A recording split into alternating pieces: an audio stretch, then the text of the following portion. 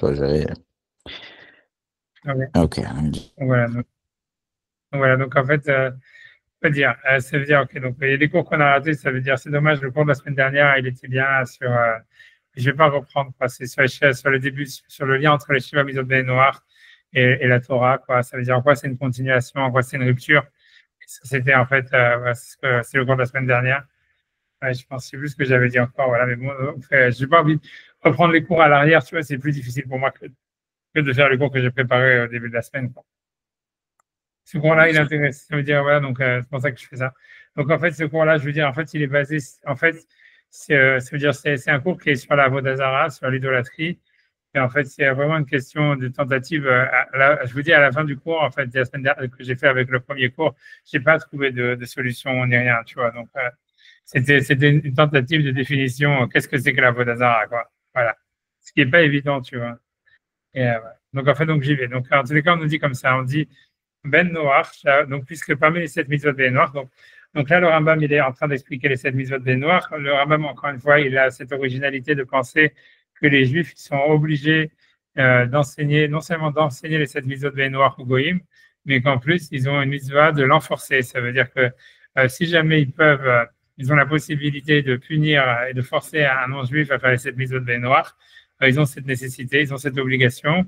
Et même, ils peuvent appliquer la peine de mort à ce niveau-là, etc. Ils doivent même appliquer la peine de mort à ce niveau-là, sur les goïms. Bon, voilà. Mais c'est le Rambam, c'est le seul à penser ça, quoi. On ne sait pas exactement, voilà. Ça, je ne vais pas revenir là-dessus. Ça, c'était le premier cours, je pense, que j'ai fait sur la chemise des Noirs, vu que Tosfot, il n'est pas d'accord et tout ça, etc. Bon. En tous les cas, donc là, en tous les cas, comment il s'appelle? Donc le Rambam, il parle maintenant sur la première mitzvah, en fait, des chemises des Noirs, après avoir fait des introductions, il parle sur la Vodazara. Et donc, il dit Ben Noir Shavad Avodazara Chayav. Donc, un Ben Noir qui a fait l'idolâtrie, il est Chayav, a priori, Chayav Mita. Parce que normalement, pour un goy, a priori, toutes les avérotes, ceux qui transgressent, normalement, c'est Chayav Mita. C'est a priori, quoi. Ça veut dire c'est ça la seule punition qu'ils ont. Maintenant, il y a des problèmes avec ça, mais dans ce Rambam lui-même, vous allez voir un problème. Mais bon, pour l'instant, je dis, en tout cas, dit Chayav, a priori, ça veut dire, en tout cas, il est passible de peine de mort. Veouché Avot Kedarka, ça veut dire qu'il faut qu'il la serve comme c'est l'habitude de la servir. Ça veut dire que si quelqu'un fait une Avodazara, par exemple, je ne sais pas, l'exemple c'est Baal Peor, on va dire, c'est l'Avodazara, c'est de déféquer devant l'Avodazara. Alors, si quelqu'un il fait ça devant, je ne sais pas, devant une statue de, je ne sais pas, de Vénus, quoi, c'est sûr que ça ne s'appelle pas qu'il a fait la Vodazara. Parce que, en fait, comme dans Vénus, il n'y a pas, ça, c'est pas la manière de la servir. Donc, en fait, si quelqu'un il fait ça devant une Vodazara qui n'est pas Baal Peor, ça ne s'appelle pas qu'il a fait une idolâtrie, quoi. C'est simplement ça veut dire au contraire, il a dégradé l'idole, etc. Donc, ça devrait être tard, quoi. Mais c'est ça ce que ça veut dire au Shayavot Kedarka. Ça veut dire qu'il la sert de la manière dont c'est de la servir. Je vais terminer simplement. Il dit Bechol Avodazara chez Bedin, chez l'Israël, Mimitin, Aléa.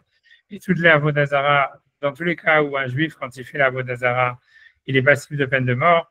Noach, Nerag Aléa, donc Ben Noach, il est aussi tué. Ça veut dire grosso modo qu'il n'y a pas de différence entre l'interdit d'Avodazara pour un juif et un non-juif.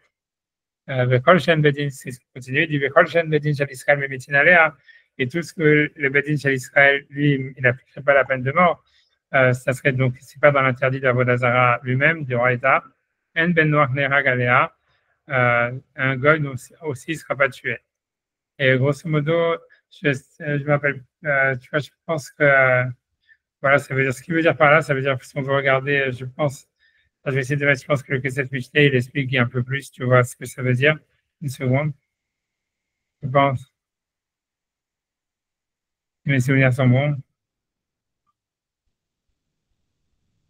Voilà, ça veut dire grosso modo, ça c'est le Kesef Mishneh, c'est un peu plus explicite, mais ça veut dire l'idée c'est comme ça, je lis le Kesef Mishneh, Ben Noach Shabbat Avodazara, Braïta Pek Arba Mitot, Ba'avodazara, Devarim Shebedin Shel Israël Memitin Alehem, Ben Noach Muzar Alehem.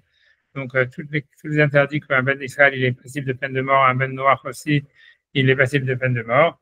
Un Bedin Shel Israël Memitin Alehem, si c'est quelque chose que le Bedin juif, il ne mettrait pas, l'appliquerait pas la peine de mort, un Ben Noach Muzar Alehem, donc un Ben Noach, lui non plus, ne serait pas passible de peine de mort. Rafapa, il dit, Atal et Maouté, ça vient exclure Gifrouf, ça veut dire quelqu'un qui va enlacer la Vodazara. Nishuk, quelqu'un qui embrasse la Vodazara. Au Paricha, ok, Agma dit au Paricha, Gifrouf et Nishuk, des mailles qu'il a embrassé et qu'il a enlacé de quoi? Il y marque les darkas, c'est ça l'habitude de faire la Vodazara de cette manière. Marque là-haut, donc il est chayav. Il devrait être passible de peine de mort. Et là, les maoutés, chez l'Okedarka, ça vient expliquer tout ce qui n'est pas de la manière habituelle de servir la Vodazara. Et ce que ça veut dire, pour faire en deux mots, ce que ça veut dire, c'est que, en réalité, pour dire en deux mots, ce que ça veut dire, je ne sais pas si on va faire la gmara dessus, mais ça veut dire, l'idée, c'est comme ça. Le voie de la Vodazara, c'est très simple. Ça veut dire, il y a 4 avodotes, 4 services qui sont, en fait, qui sont utilisés dans le Beth Amikdash. Et ça, si on les fait pour la Vodazara, quelle que soit la Vodazara, que ce soit le derrière de le faire pour la Vodazara ou pas, on est passible de peine de mort. Mais c'est en fait, c'est le fait de faire ces shritas, de tuer un animal pour la Vodazara, recevoir le sang d'un animal pour la Vodazara, asperger du sang sur un autel pour la Vodazara ou sur une idole pour la Vodazara, ou brûler, tu vois, les membres. Ouais, ouais. Ah, et pas Ktoret? Si, Ktoret, c'est l'action de brûler des choses. Tu vois, c'est l'action, peu importe l'objet que tu brûles en réalité. L'histoire, c'est que tu vois, si tu fais la shrita d'un lapin ou j'en sais rien, ou tu brûles des encens, c'est la même chose. Ça veut dire, l'idée, c'est que les 4 actions, grosso modo, c'est tout ce qui était dans le Beth Amikdash, comme Avodat Hashem, c'est de là ce qu'on déduit en fait ce qu'est Avodah Zara, Midoraita ou Etraya. Tu vois, ça veut dire en général, c'est on dit les 4 avodot. Dans le Beth Amikdash, quand tu regardes, il y a 4 avodot principales. C'est la Shrita, la Kabbalah, la Zrika.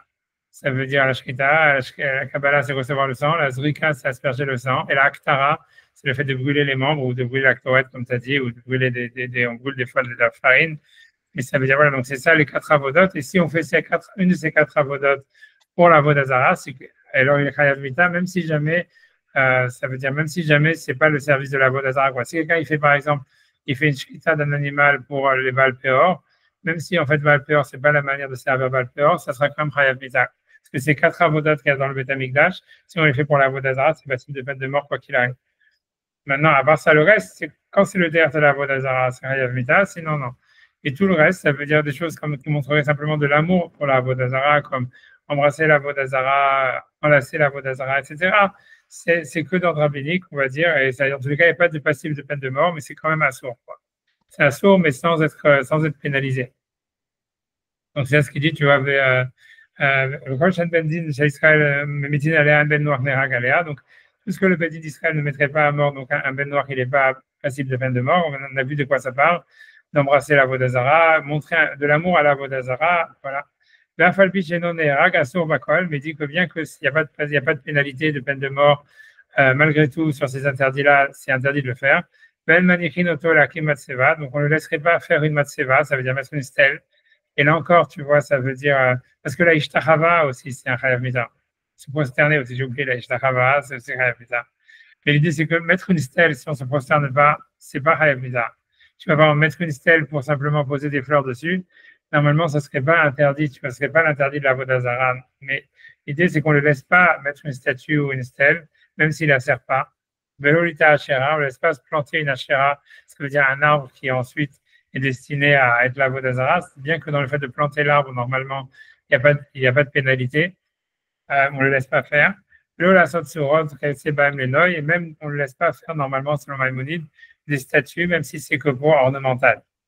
C'est ornemental. Parce que tout ça dans le rabbinique, tout ça, il veut dire que ça, bien que ce n'est pas l'interdit de la Torah, qu'il n'y a pas de possibilité de peine de mort, mais ça veut dire que ça s'appliquerait aussi au goy. Ce qui est difficile, tu vois, parce que pourquoi est-ce qu'on va mettre des interdits en rabbinique sur un goy? Tu vois, exactement d'où est-ce qu'on a la force de faire ça? Mais c'est un autre problème. Moi, c'est pas vraiment sur ça que c'est un problème. Je voulais vraiment m'attarder à ce problème-là du Rambam, de savoir comment est-ce qu'on peut dire qu'il y a des choses que la Torah n'a pas interdit et que nous, on va dire que c'est interdit de le faire pour un goy. D'où est-ce que nous, on a un pouvoir législatif pour les goy ou les chachamim. Mais c'est pas sur ça que je vais rentrer. Je veux dire, pour moi, en fait, le vrai problème lequel je suis, sur quoi le problème, moi, en fait, sur lequel je vais vous attarder, je vais dire, le sujet du cours, c'est un cours qui est pas compliqué comme les autres cours que je fais d'habitude. C'est un cours plus philosophique, tu vois, ça veut dire, c'est moins technique. Je vais expliquer, en fait, l'histoire, c'est pour moi, je vais expliquer le truc.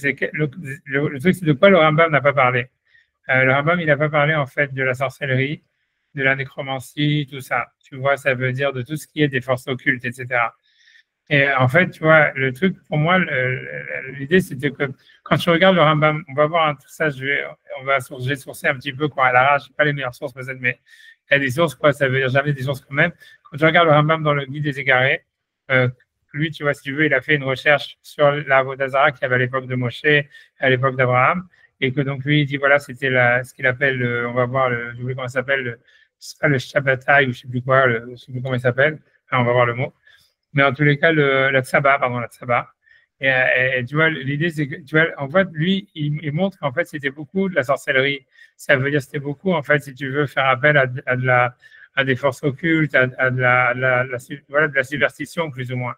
Lui, c'est pour ça que le Rambam, dans le Guide des Égarés, il va dire que toutes les mitzvot qu'on a, qu'on ne comprend pas les lois, pour lui, les raisons, pour lui, c'est des lois qui sont connectées aux lois de l'idolâtrie d'avant, et pour montrer qu'on fait le contraire, quoi. Ça veut dire, lui dit, par exemple, les prêtres idolâtres, ils mettaient du lin et de la laine quand ils servaient les idoles. C'est pour ça que nous, on a interdit d'emporter, tu vois, les prêtres idolâtres, ils se rasaient la tête.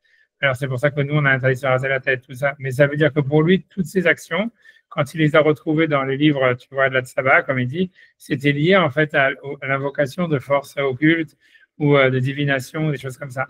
Et en réalité, l'histoire, c'est que dans la Gemara, tu vas voir, on va le faire, je pense que tu vas en faire dans la Gemara normalement, il y a des avis des Tanaïm, tu vois, et il y a clairement des avis, Rabbi Shimon, Rabbi aussi, on va voir, qu'ils pensent clairement que l'interdit de la divination, de la sorcellerie et tout ça, c'est inclus dans l'interdit d'Avodazara et qu'un goy, en fait, il est passible de peine de mort. En tous les cas, il a l'interdit de le faire. Et Maïmonide, en fait, il a choisi de ne pas tenir compte de ses avis. Et pour moi, ça a posé un problème parce que, tu vois, ça veut dire, pour moi, j'arrive pas. Pour moi, le problème, pourquoi c'est un problème, c'est parce que si, en fait, Maïmonide, dans le guide des égarés, lui, pense que la base de l'Avodazara, en fait, c'était la sorcellerie, etc., etc.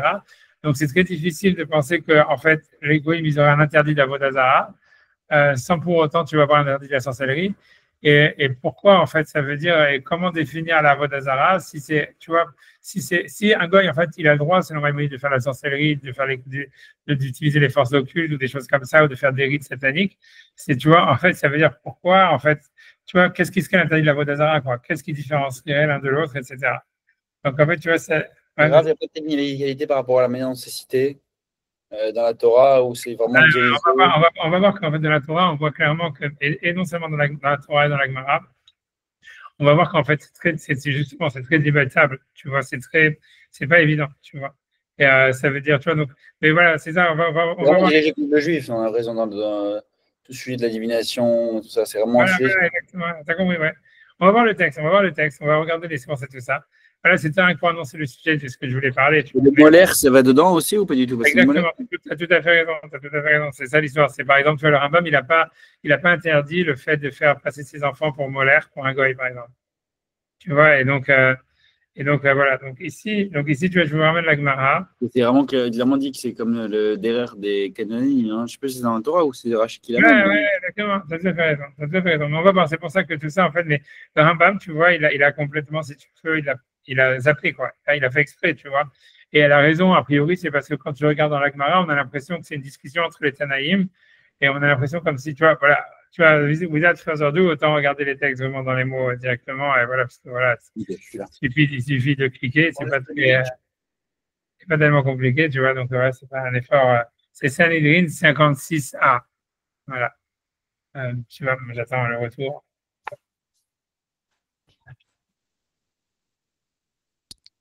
Moi, je suis là, hein? Ah, ben, il est parti là. Ok. Non.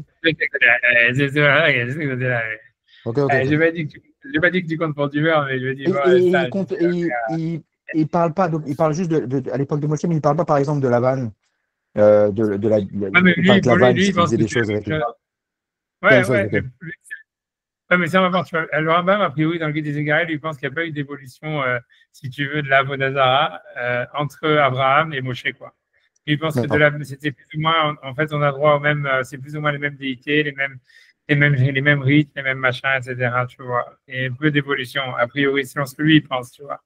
Maintenant, voilà, mais en tout cas, mais t'as raison, mais c'est sûr que là-bas, il faisait de la sorcellerie, tout ça, qu'il y avait une sorte de poupée ou je sais pas quoi. Et en tous les cas, donc j'y vais. Donc, je fais la Gemara dans Sanhedrin 56a. Donc là-bas, il est marqué Tanoura Banan, nos maîtres nous ont enseigné, Sheva Mitzvot, Nistavu Benenoa. Donc, les béné noirs, ils ont 7 mitzvot. Dinin, ça veut dire d'avoir des jugements, d'avoir des tribunaux. Au Birkat Hashem, ça veut dire interdit de maudire Hashem. De shalom. Mais tout ça, chaque mitzvah, le rabbin, il va en parler séparément, donc pas peur. Avod Hazara, ça veut dire l'idolâtrie. Gilou Yarayot, ça veut dire les interdits sexuels, aussi on va les définir après, c'est pas notre sujet. Shfichut Damim, le fait de tuer des gens. Le Gezel, et de voler. Vever Minachai, et de manger des membres d'un animal vivant. Ok. Donc ça, c'est l'agma, elle continue comme ça, elle commence comme ça. Donc, je ne sais pas pourquoi j'arrive pas à scroller, donc je vais devoir parce que c'est bon, j'arrive. Vever Minachai. Rabbi Hanina ben Gamla Omer, Rabbi Hanina ben Gamla, il dit, ok, Avda Minachai, on ne va pas rentrer là-dedans. Il dit que même il y a un interdit de boire du sang d'un animal vivant, on s'en fiche, c'est pas notre sujet. Afrideka Omer Afalasreus, Rabbi Hideka, il dit aussi que les goïms, ils ont un interdit de faire de la castration masculine. Ça aussi, on ne va pas rentrer là-dedans. Ça, le Rambam, je pense qu'il va ramener dans la Rambam. Mais ce qui nous intéresse, c'est surtout ça. Tu rentres pas, tu es dans l'opération de la piment. Ok, Rabbi Shimon Omer, Rabbi Shimon dit Afala Kishouf, ça veut dire que les goïms, ils ont un interdit de faire la sorcellerie. Et ça, c'est Rabbi Shimon. Ensuite, on nous dit Rabbi Yossi Omer, Rabbi Yossi dit Kol Amour be Parashat Kishouf, ça veut dire tout ce qui est marqué en fait dans la paracha, ce qui concerne la sorcellerie. Ben Noach Mouzar Alab, donc un non-juif, il est interdit dessus. Et en fait, donc il cite le passage que Valentin il a pensé, tu vois, c'est Loïmatse Becha, Ma'avir Beno Bito Baesh, tu vois, donc on ne se trouvera pas donc un homme qui fait passer son fils et sa fille Baesh dans le feu, a priori c'est pour Moler, c'est le travail du Moloch. Kosem Kesamim, tout ça c'est donc il fait de la divination, Meonen, tout ça c'est quelqu'un qui fait de la Monen, j'ai l'impression c'est quelqu'un qui fait de la divination astrologique, Menachesh, tout ça aussi, c'est des incantations divinatoires, ou Mechachef, ou quelqu'un qui fait de la sorcellerie. Le Chover Haber, tout ça. Chover Haber, c'est quelqu'un qui parle avec des animaux. Tu vois, je n'ai pas entré dans tous les détails de chacun de tous les trucs. Mais Shoel Ov Yidéoni, donc celui qui est Ov Yidéoni, a priori, c'est des autres manières de faire parler les morts d'une manière ventriloque, en utilisant des os d'animaux, des choses comme ça. Vedoresh Lametim, ou quelqu'un qui veut parler avec les morts. Et la preuve, en fait, de ce passouk-là, ce qui veut dire Rabbi aussi, c'est que à la fin de toute cette paracha, il est marqué pourquoi vous ne devez pas le faire, parce qu'il dit c'est à cause de ces abominations-là. Hashem Elokecha Morish Otam Mipanecha. Hashem, si tu veux, il a exilé ou il a massacré, il a fait tuer les non-juifs devant toi pour que toi tu prennes leur terre. Donc, si la raison pour laquelle, en fait, Hashem il dit voilà, pourquoi vous allez avoir le mérite d'avoir la terre d'Israël et que, en fait, vous allez c'est parce que vous ne faites pas la divination, vous ne faites pas la sorcellerie, vous ne faites pas ça. Et les goïms, par contre, eux, ils ont pratiqué ça. Donc, à cause de ça, vous allez pouvoir les tuer ou prendre leur terre. Donc, en fait, on voit bien que c'est interdit. Sinon, tu vois, et donc, bien que l'interdit, il veut dire Rabbi aussi, on ne voit pas où est-ce qu'il est marqué explicitement. Malgré tout, on a une règle, c'est ce qu'il dit ensuite. Lo Anash, Hachem ne peut pas les punir. Et la Imken Izhir, que s'ils les avaient déjà mis en garde. Donc, ça veut dire que c'est clairement, ils ont dû recevoir un interdit de le faire par un prophète quelconque ou etc. Même si Rabbi aussi il n'arrive pas, si tu veux, comment dire, à j'avais parti, bon. Tu vois, même si Rabbi aussi il n'arrive pas, comment dire, ça veut dire se dire, voilà, bon retour, merci. Voilà, donc en tout cas, ça veut dire même si tu vois, même si Rabbi aussi il n'arrive pas vraiment à trouver la source exacte, dans tous les cas, il dit du fait qu'ils sont punis à cause de ça, ça voudrait dire en fait qu'il y a un interdit, tu vois, puisqu'à chaque fois, il ne peut pas les punir s'il n'y avait pas un interdit quelque part. Voilà, tu vois, je pense que tu as 2 secondes, je pense que je n'ai pas besoin d'aller plus loin dans la braïta.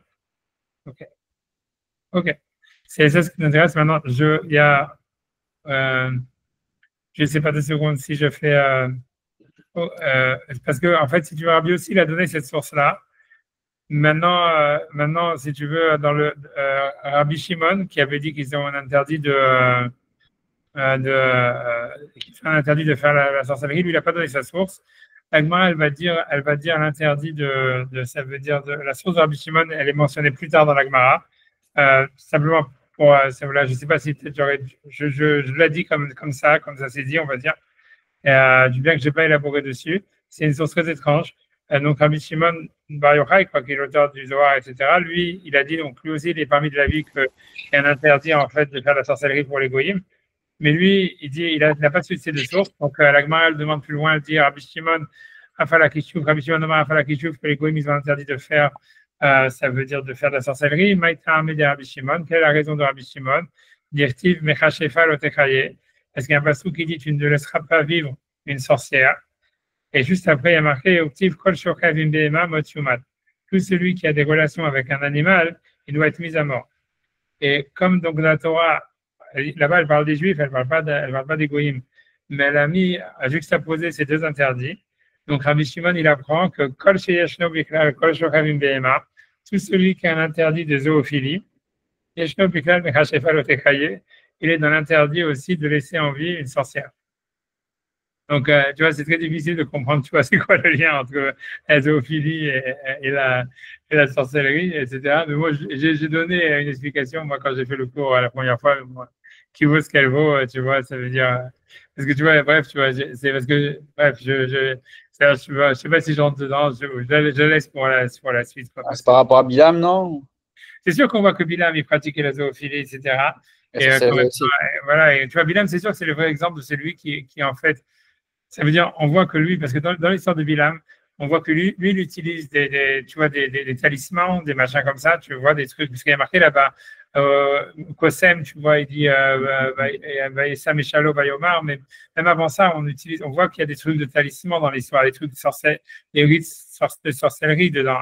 C'est les corbanotes, tu vois, c'est ça ce qui est intéressant, c'est que dans Bilam, on voit que quand il va demander à amener les corbanotes, en fait, à Balak et tout ça, il va amener des corbanotes pour Hachem. Tu vois, c'est les corbanotes qui sont orientés vers Hachem.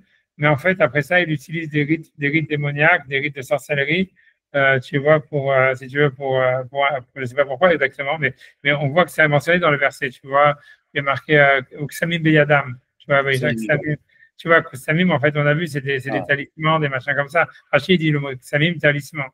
Et tu vois, c'est difficile. Donc, il y avait quelque chose qui a à voir avec la sorcellerie là-dedans. Mais tu vois, mais c'est sûr, bon, voilà. Mais moi, ce que je dis, bon, bref, j'en sais rien, c'est possible, tu vois, j'en sais rien si j'ai un rapport avec Bilam, mais bon, j'en sais rien. Moi, ce que j'ai dit, c'est, tu vois, j'ai voulu expliquer que c'est pour dire en deux mots, parce que moi, j'ai dit ça, mais je sais pas ce que ça vaut comme explication. Mais parce que j'ai dit, en fait, qu'on voit qu'Adam Arishon, lui, il n'avait pas l'interdit de la zoophilie. Puisque tu vois, on voit bien qu'au contraire, Hachem, il lui a fait avoir des relations avec tous les animaux du jardin. Et c'est qu'une fois qu'il a vu qu'il n'était pas satisfait avec aucun des animaux du jardin, qu'il a créé Chava, et c'est pour ça que c'est ce qui a marqué dans le Passouk, tu vois, il le dit. Ouais, parce qu'il dit à pas Amazon, il dit cette fois-ci, j'ai Bassar mais Bessari. Et donc Rachid explique qu'on apprend de là qu'avant ça, il avait eu des relations avec tous les animaux du jardin et qu'il n'avait pas été satisfait, tu vois. Et même si tu regardes, en fait, dans le, comment dire, avec Ève, on voit qu'Ève, elle a eu des relations avec le serpent, qu'elle a procréé avec le serpent, selon le Midrash, et en fait, on ne voit pas qu'elle a été punie pour avoir eu des relations avec le serpent. Donc, tu vois, ça veut dire, et donc, tu vois, moi, ce que je dis, alors que normalement, Adam, il avait déjà reçu les chiffres à Mitzvot Benoît. Mais tu vois, moi, ce que je dis, c'est qu'on voit, en fait, si tu veux, l'histoire de ça, c'est qu'on voit que de la même manière, en fait, aussi, il y avait une autre chose, c'est qu'on voit que Adam, il n'avait pas le droit de manger des animaux, et il pouvait manger que de l'herbe, que tu vois, que des végétales. Et tu vois, donc moi, ce que j'ai expliqué, j'ai dit que le pshat, c'est qu'en fait, quand on regarde le Chet Adam Arishon, on voit que la différence entre les hommes et les animaux, elle était pas grande, puisque les animaux, ils pouvaient parler, et même ils se déplaçaient sur deux jambes. Tu vois, c'est le serpent, puisqu'on dit qu'il était bipède, et que ça veut dire, a priori, il était debout, et qu'on dit qu'Adam aussi, il avait des écailles, et qu'il avait une queue, et qu'il avait les doigts palmés. Donc, en fait, ça veut dire qu'il n'y avait pas de différence, en réalité, tu vois, entre le serpent et Adam, en réalité. Et que c'était simplement, c'est un choix qui s'est fait. Ça veut dire que au moment du Chet Adam Arishon, c'est pour ça donc un homme ne pouvait pas manger un animal parce que c'était du cannibalisme, parce qu'il n'y avait pas de différence entre lui et un animal, si tu veux. Et c'est pour ça aussi qu'il n'y avait pas d'interdit de zoophilie parce que, en fait, tu vois, parce que Hachem lui-même, il avait demandé d'avoir des relations avec tous les animaux parce qu'il pensait que c'était comme ça qu'il allait trouver un partenaire. Donc, ça veut dire, en fait, qu'il n'y avait pas de, ça veut dire, voilà, ça veut dire, tu vois, il n'y avait pas de différence. Tu vois, j'ai expliqué, tu vois, ça veut dire, ce que j'aurais dit, c'est que, en fait, ce que tu vois aussi, c'est que à part le fait qu'il n'y ait pas de différence entre un homme et un animal, tellement jusqu'à le fait qu'il a mangé l'arbre de la connaissance du bien et du mal, on a l'impression, en fait, que le fait d'avoir mangé l'arbre de la connaissance du bien et du mal, c'était, en fait, c'est une séparation qui s'est faite entre le règne animal et le règne humain, tu vois, puisque c'est là où Hachem, il dit au serpent d'aller remplir, etc. Et tu vois que Adam voilà, Adam lui se développe en connaissant le bien et le mal, etc. Donc ça veut dire il y a une sorte de tu vois, en fait, c'est un point focal où il y a une distinction qui se fait et qui va grandir de plus en plus jusqu'à la génération du déluge où il y a Noir. Et à ce moment-là, à l'époque de Noir, lui, il a le droit de manger des animaux. Et c'est pour ça qu'Hachem lui dit, au moment où il lui dit, tu peux manger des animaux, il dit, tu peux pas tuer un être humain parce qu'en fait, il voulait montrer que voilà, il y a une différence entre un animal et un être humain à partir de maintenant, etc. Mais ça veut dire que c'était une évolution qui s'est faite, si tu veux. Donc, tu vois, pas comme Darwin, il pense qu'au début, tout le monde était des animaux, mais qu'après ça, l'être humain il est sorti de l'animal. Mais c'est ni le contraire. Ça ne veut pas dire que tout le monde était des êtres humains. Il y a des êtres humains qui ont régressé, qui sont devenus des animaux. Mais c'est plutôt, en fait, qu'il y avait quelque chose au milieu. Tu vois, ça veut dire un humano, je sais pas quoi, humano-animal. Et en fait, si tu veux, au moment de l'arbre le fait de manger l'arbre de la connaissance du bien et du mal, et à travers la procréation avec Chava, ça a créé une sorte de, si tu veux, de rupture, tu vois. Et ça veut dire, et tu vois ce que je veux dire, ça veut dire les mâles, si tu regardes dans les Midrashim, tu vois que non seulement il y a plein de grosses différences avant la faute d'Adam entre l'homme et l'animal, mais il y a pas aussi de différence entre les anges, les hommes et les animaux. Puisqu'on voit bien que le Satan, si tu veux, il chevauche le serpent, etc. On voit bien que Adam, les anges, tu vois, ils sont jaloux de l'homme, etc. Et en fait, tu vois, grosso modo, ce que le Zohar, il appelle, tu vois, c'est-à-dire, pour dire en deux mots, tu vois, c'est un truc, tu vois, le Zohar, il appelle ça, pour expliquer ça d'une manière plus simple, ça veut dire, je sais pas, tu vois, parce que si tu regardes, en fait, pour expliquer ça, d'expliquer ça, c'est que, tu vois, c'est que le Zohar, il explique qu'en fait, quand Hachem, il a créé le monde, dans la création du monde, il y a nécessairement, donc, comme il y a une sorte de Tzimtzum, etc., si tu veux, il y a clairement, si tu veux, une sorte de dialogue toujours entre la Shrina, encore une fois, d'en haut et la Shrina d'en bas, etc. Mais que l'histoire, c'est que, si tu veux, ce que le Zohar dit que avant la faute du premier homme et avant le don de la Torah, avant la création d'Israël, qui est une autre étape, en fait, si tu veux, la relation de la Shrina d'en haut avec la Shrina d'en bas, c'est ce que le Zohar il appelle n'était pas sexualisé. Et ça veut dire, tu vois, c'était comme une relation, en fait, de papa, de père et de mère. Et c'est un peu, tu vois, ça veut dire l'idée, c'est que, parce que quand tu regardes, en fait, si tu veux l'histoire, pour donner un machal à ça, si tu veux, quand tu regardes, en fait, l'histoire d'Abraham et Sarah, en fait, l'histoire d'Abraham et Sarah, c'est deux types, tu vois, qui sont à la recherche du développement de leur sexualité. Tu vois, puisqu'on te dit qu'Abraham, à la base, il était tum-tum, ça veut dire qu'il n'avait pas de sexe mal défini ou il était couvert. Et Sarah, elle n'avait même pas de matrice, ni rien du tout.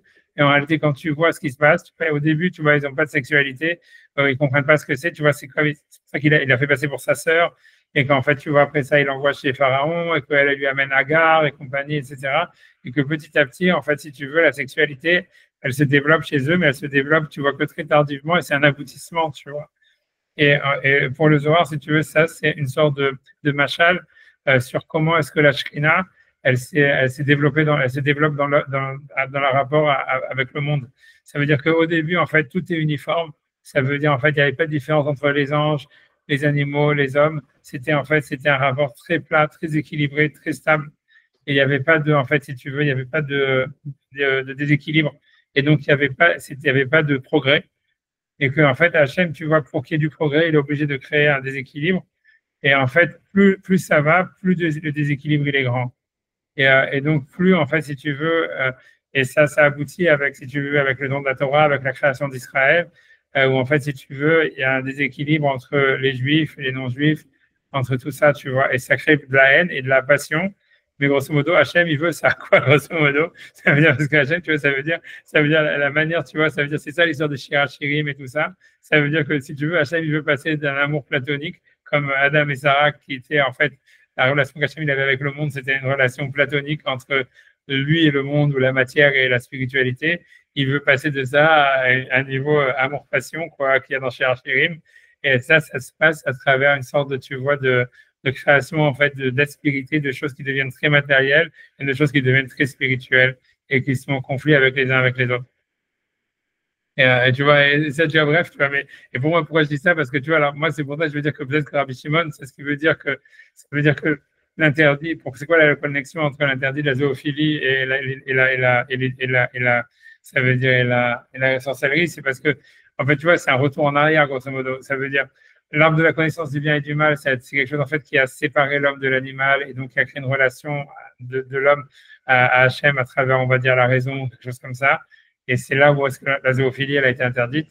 et qu'en fait, le fait, tu vois, ça veut dire de vouloir revenir en arrière, de créer une relation au divin qui soit liée à la superstition et à la sorcellerie.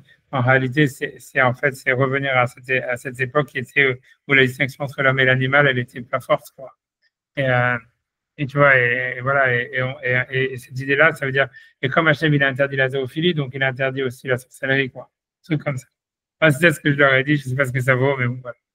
Donc j'avance dans tous les C'est cas. marrant parce que ce que vous dites, ça me rappelle.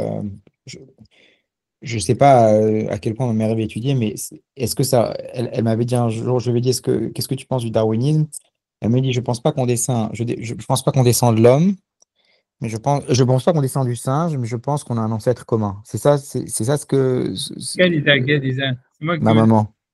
Ouais, c'est un truc comme ça. Ouais, ben voilà, ça revient à ça, quoi, exactement. C'est rien ça. Ça Ouais. revient à ça. C'est exactement ça. Tu vois, c'est ça l'histoire. C'est que le singe, il a régressé aussi, tu vois, puisqu'on te montre bien que c'est le serpent. C'est soit le serpent ou un singe, ça change rien, tu vois. Ouais, Ça veut dire, c'est c'est pas quoi ça. que tu penses. Tu vois, puisque c'était Ouais. un serpent comme si, c'est un serpent qui avait des jambes, un serpent qui marchait, qui parlait et qui était capable, tu vois, d'avoir des relations avec Ève, etc. Donc, tu vois, c'est comme je t'ai dit que Adam, il est décrit le premier homme non palmé. Le Midrash il dit clairement que Noah, c'était le premier homme non palmé qu'il y a eu. Donc ça veut dire que, tu vois, voilà, et quand on te dit qu'Adam, il avait des écailles, ça c'est marqué clairement dans la Torah, tu vois, ça veut dire, c'est le Midrash qui dit qu'Hachem, il leur a fait des habits en or, des coutenotes or, Vayal Bichem, et là-bas, il dit, a priori, Rachid dit, tu vois, c'était des écailles ou des choses comme ça, tu vois, ou qu'ils avaient des écailles, qu'ils ont perdu leurs écailles, c'est pour ça qu'Hachem, il a dû leur mettre des habits, mais ça veut dire qu'on te dit, avant, en tous les cas, la faute du premier homme, ce qui est sûr, c'est qu'ils étaient palmés, ils avaient des écailles, et voilà, après, quand tu vois que le serpent, et que Adam, il avait une queue, tu vois, c'est marqué, tu vois.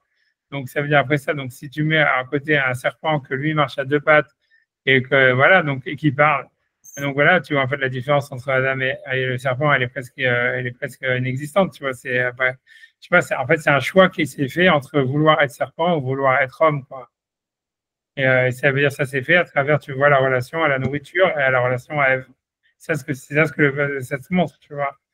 Après ça, tu vois, ça veut dire, tu vois, tu vois, c'est comme si, tu vois, c'est tout, ça a été un choix qui a été fait comme, tu vois, comme dans les amis, puis tu vois, ça veut dire, on voit bien qu'il y a une Bechira qui se fait, et c'est la même chose avec Israël et les Goïms, quoi. Ça veut dire, au moment où il y a eu dans la Torah, ça veut dire, il y a une sorte de choix qui s'est fait, de qui c'est qui veut être juif, qui c'est qui veut être goy, tu vois, j'en sais rien, et tu vois, et ça veut dire, et en fait, c'est un choix presque, tu vois, je sais pas comment dire, qui est lié ça veut dire à l'ADN, quoi. Ça veut dire, il y a des molécules d'ADN qui ont décidé d'être juives, il y a des molécules d'ADN qui ont décidé d'être goy, quoi. Et comme il y a des molécules, si tu veux, il y a eu dans le règne animal, il y a eu des animaux qui ont décidé d'évoluer vers la conscience et d'autres animaux qui ont voulu régresser tu vois, vers la non-conscience, quoi. Et ça veut dire, tu vois, c'est ça ce que ça veut dire. C'est ça ce qu'on voit dans la faute. Tu vois, ça veut dire, c'est ça ce que les Midrashim ils semblent dire. Tu vois, c'est pas comme Darwin que en fait, c'est tout évolue tu vois, ça veut dire vers le plus fort. Et la preuve, elle en Ouais, est. il y en a un qui parle d'une progression, et là, c'est vraiment une régression, C'est pas finalement. une progression, c'est une séparation. Si tu veux, Séparation, ouais. la vraie question qui est sur Darwin, tu vois, ce qui est très logique, et qui montre bien que le Zohar, il avait, tu vois, ça montre bien à quel point ils étaient en avance, c'est parce que selon Darwin, tu vois, si tu dis qu'en fait, il y a une adaptation et que c'est toujours le plus fort, celui qui s'adapte le mieux qui survit.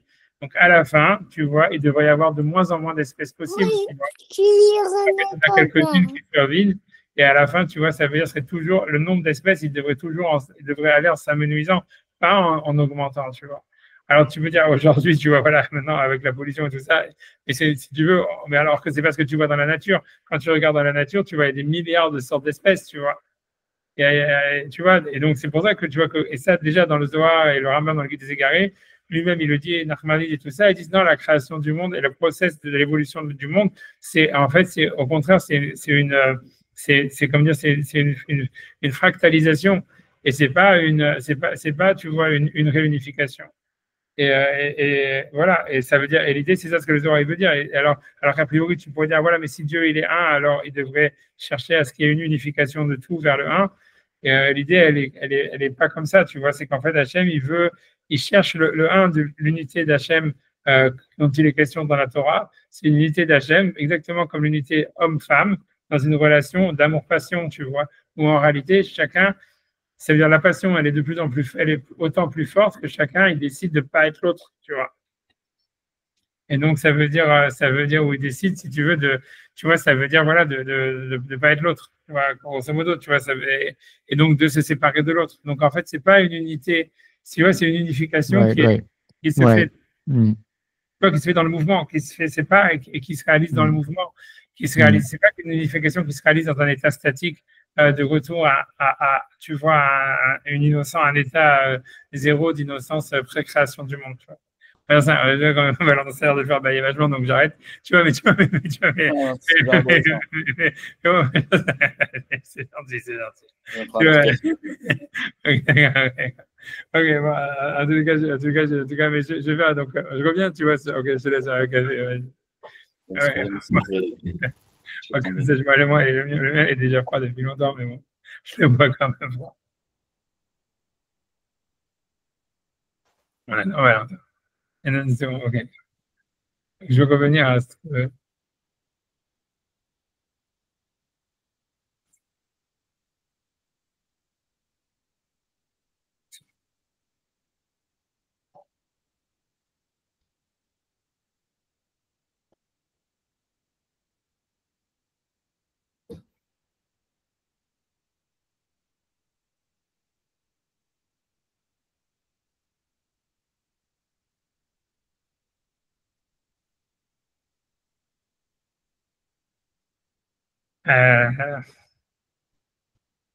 Valentin, il fait du café instantané, il fait du café qu'il faut Il est aller. en train de le roast là. Ouais, de l'émoute, ouais, Ouais, là, ouais.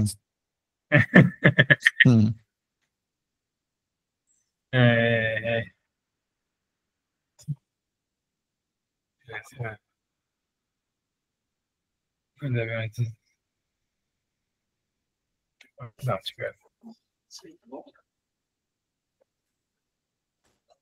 Et est-ce que dans Brachot, la Vodazara qui est faite dans Brachot, quand il fait revenir, quand Shmuel, après avoir, je crois que ou c'est Shmuel qui fait revenir, je sais plus, euh, quand on dit il avait honte et comme ça il a gagné son Olam Haba, il avait honte de dire qu'il avait tué tous les Kohanim.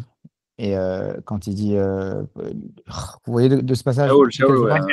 C'est Shaoul, en Shaul. plus, c'est la partie de la semaine. Ouais, Ah ouais, carrément. Ouais, C'est alors. c'est pas vraiment la partie de la semaine, mais si on va parler, ouais, puisque c'est la royauté de Shaoul, l'Aftar, parce que c'est Shmuel qui va élire, c'est l'Aftar dont on parle cette semaine. C'est l'Aftar de Korach, c'est Shmuel, parce que Shmuel, c'est un descendant de Korach. Et donc, c'est pour ça. Et aussi parce que c'est l'idée que, donc, que lui, ça veut dire, c'est l'élection de Shaoul. Voilà, c'est tout. Mais bon, bref, peu importe. Voilà, mais c'est pas la fin de Shaoul, quoi. La fin de Shaoul, c'est Ah, wow, donc c'est Bidiouk ce qu'on a dit, ce qu'on disait sur le fait que. Sur le raid de Shaoul, c'est ça, c'est là la Ouais, phrase ouais, là-dessus? ouais, ouais. Wow, on a laissé en vie, comment il s'appelle? Ah, Agar? ouais. Ah, ça, tu vois, Nora? n'importe quoi. Ça, c'est vraiment n'importe quoi. Pas n'importe quoi, qu'est-ce qu'il y a? Vous l'avez pas laissé en vie, c'est parce que vous n'avez pas pu le tuer, c'est pas la même chose que de le laisser en vie. Ouais, ça veut dire, si tu vois, ça veut dire, c'est pas la même chose, c'est pas la même chose. Tu crois vraiment que, ok, ouais, c'est pas le sujet. Ah, ok. Ok, ouais, mais je sais pas qu'est-ce que toi tu voulais dire, Sacha, avec cette histoire, avec la nécromancienne, et qu'il fait remonter, ça veut dire Shaoul, ça c'est Ouais, avant. non, mais ça s'apparente. Ça, c'est par rapport à la catégorisation. Non, oubliez, c'est bon. C'est bon, c'est bon. J'entends. C'est pas la peine de repartir là-dessus. Continuez le. Ok, donc j'avance. Ok, Continue. donc Ouais.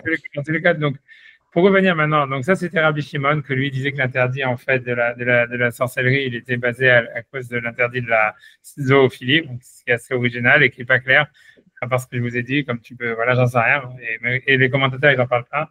Mais il y a aussi le plus important, celui qui a cité sa source, on va dire, c'est Rabbi aussi. Et Rabbi aussi, donc lui, il a cité sa source à partir d'un verset de la Torah. Et donc la paracha de la Torah, donc lui, donc ça c'est le passage que Rabbi aussi ramène, si tu veux. J'espère que c'est assez grand. Voilà, j'essaie de regarder le verset. Donc ça c'est le verset qui interdit en fait de faire la sorcellerie et tout ça et de faire le culte du Moloch et tous ces machins-là. Et donc je lis ce qui a marqué. Donc il y a marqué qui ba el haaretz asher Hashem Elokecha noten lach. Donc quand tu viendras vers la terre que Hashem ton Dieu t'a donnée. L'otilmad la sot que toi avot agoïmaem, si on n'apprend pas à faire comme les abominations de ces nations. Loïmatse vecha ma'avir beno vito baesh, il se trouve pas parmi toi des gens qui font passer leur fils ou leur fille dans le feu. Kosem Kesamim, donc ça veut dire qu'ils font de la divination, qu'ils utilisent des talismans. Meonen ou Mnachesh, tout ça c'est difficile à traduire. Tu vois des sorciers, ou tu vois ça veut dire des astrologues, Mechachef, et voilà, des sorciers, etc. Rechover Chaver, Veshoelov, Ideoni, Vedoach et la médecine. Donc voilà ceux qui font des marabouts, on va dire, qui font des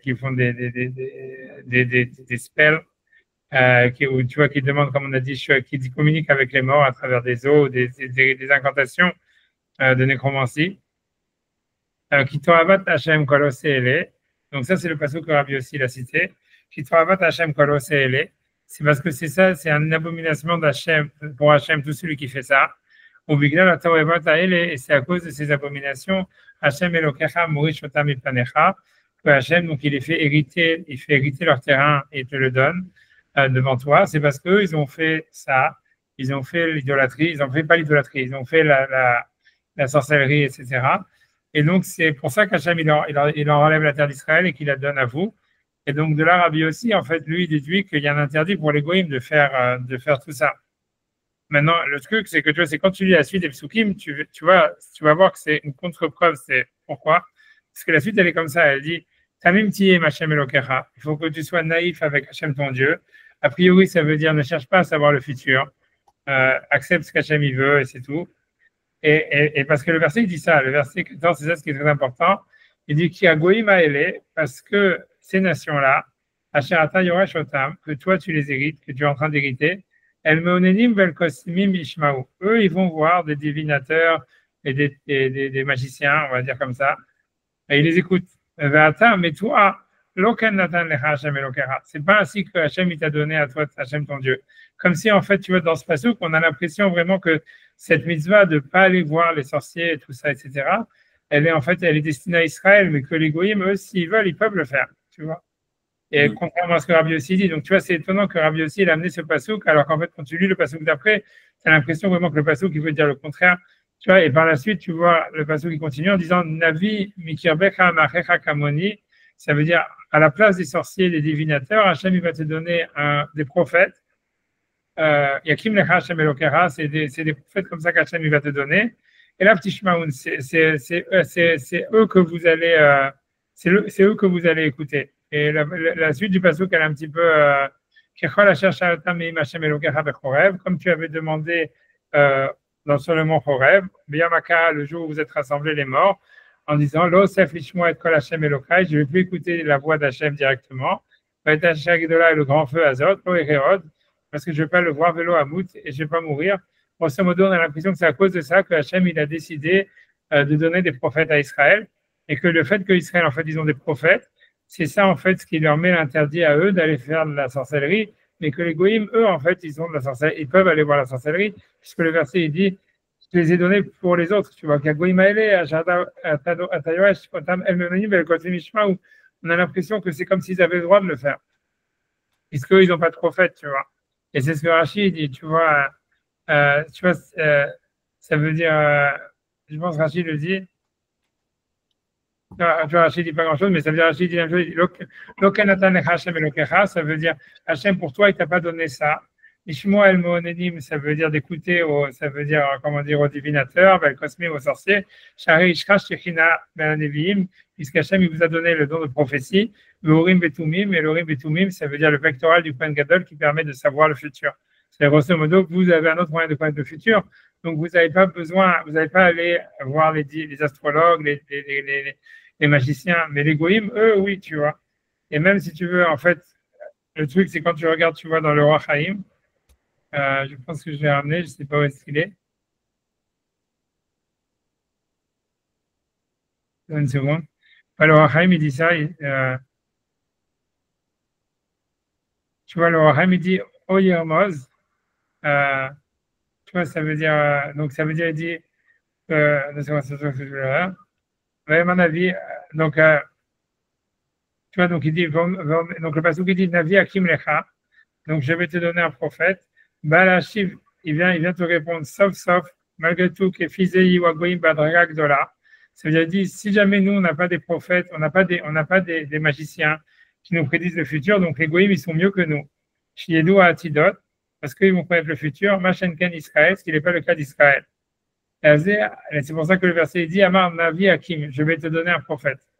Et il dit, le Rahaim, voilà, chez Shaoul, on peut dire que c'est ça ce que Shaoul il a compris, que chez Shaul et Baalatov, quand il a été voir la nécromancienne, qu'il doit ça Hachem Lishol Ov, parce que Hachem, on voit du passage que Hachem, il a interdit d'aller voir des magiciens ou des sorciers ou des nécromanciens au Idoni, et là, comme chez Hakim Navi, que lorsqu'on a accès à un prophète, Aval Zuladze, mais si jamais on n'a pas accès à un prophète, Imstakou les dates, Shaol Yishalbaem, mais s'ils ont besoin, ils peuvent aller demander aux sorciers et aux nécromanciens. Ça veut dire que l'idée, c'est que comme Hachem, il avait enlevé, ça veut dire comme David, Shaoul, il n'avait plus accès aux Urim et Tumim, puisque le seul Cohen qui avait les Urim et Tumim, il était parti chez David. Et qu'il n'avait plus accès aux Navis, parce que les Navis, il avait abandonné, puisque Shaoul, Shmuel était Niftar, il n'y avait aucun autre Navi qui voulait lui parler. Ils étaient tous partis du côté de David. Donc, Shaoul, il a dit, voilà, comme le passage qui dit, pourquoi, comme nous, voilà, tout le truc, c'est pourquoi nous, on ne va pas voir les sorciers, les nécromanciennes, c'est parce qu'on a des prophètes qui nous disent le futur, on a le Urim et Tumim. Donc, ça veut dire que si on n'a pas ça, alors on peut y aller. Et donc, dans tous les cas, on voit bien, ça veut dire, le truc, c'est que, tu vois, ce que Rabbi aussi, il a dit, c'est, tu vois, c'est hyper discutable. C'est-à-dire que quand tu lis la paracha, donc ce passage-là de la Torah qui a été ramené comme source par Rabbi aussi, pour dire qu'il y a un interdit d'aller voir les nécromanciennes et les sorciers et tout ça, et de faire des rites sataniques et tout ce qu'on tu veux de Moloch et tout ça. Parce qu'il dit, voilà, si jamais Hachem, il n'avait pas interdit ça aux Goïm, comment est-ce qu'il peut leur enlever la terre et les punir à cause de ça? Tu vois, c'est un peu bizarre parce que dans la suite, c'est vrai que ce qu'il dit Rabbi aussi, c'est vrai que c'est marqué dans le passage comme ça. Mais d'un autre côté, dans la suite, on a vraiment l'impression que l'interdit de faire tout ça, c'est pour Israël. Il dit, ceux-là, les Goïm, ils vont voir ça, tu vois, les Goïm, ils vont, tu vois, voilà ça, mais vous n'y allez pas parce que vous avez les prophètes et vous avez le Urim et Tumim. Donc, tu vois, et a priori, c'est ça ce que Maïmonide, il a pensé dans la Lacha, puisque, encore une fois, Maïmonide, il n'a pas ramené dans la Lacha ni l'avis de Rabbi Shimon, ni l'avis de Rabbi aussi, sûrement parce que lui, il pense que l'auteur de la Braïta qui a compté que 7 mitzvot et qui a mis la Vodazara, qui a pas mis, ça veut dire la sorcellerie, les rites sataniques et tout ça, il a pensé que ça, c'était l'avis majoritaire. Et en fait, si tu veux, et ça, voilà, et d'où les preuves des psukim ne sont évidemment pas claires, tu vois, c'est-à-dire, voilà, ce que je veux dire, voilà. Mais ça veut dire, voilà, ce que je veux dire, si tu vois, c'est un truc, il y a même pire que ça, si tu veux, il y a marqué dans le, si tu veux, il y a une Gemara. On va dire que c'est parce que les goïms, ils sont interdits de faire ça. C'est que les goïms habitants en Israël sont interdits de faire ça. C'est presque une interdit liée à la terre, non? Donc, tu vois ça, tu veux dire, parce que c'est l'idée que eux. Ah, mais c'est le paradoxe. C'est-à-dire que pourquoi les goïms, en général, ils ont le droit, c'est juste que ceux qui ont pratiqué on voit qu'il y a une shayachou de Nevo aussi par rapport à la terre aussi, non?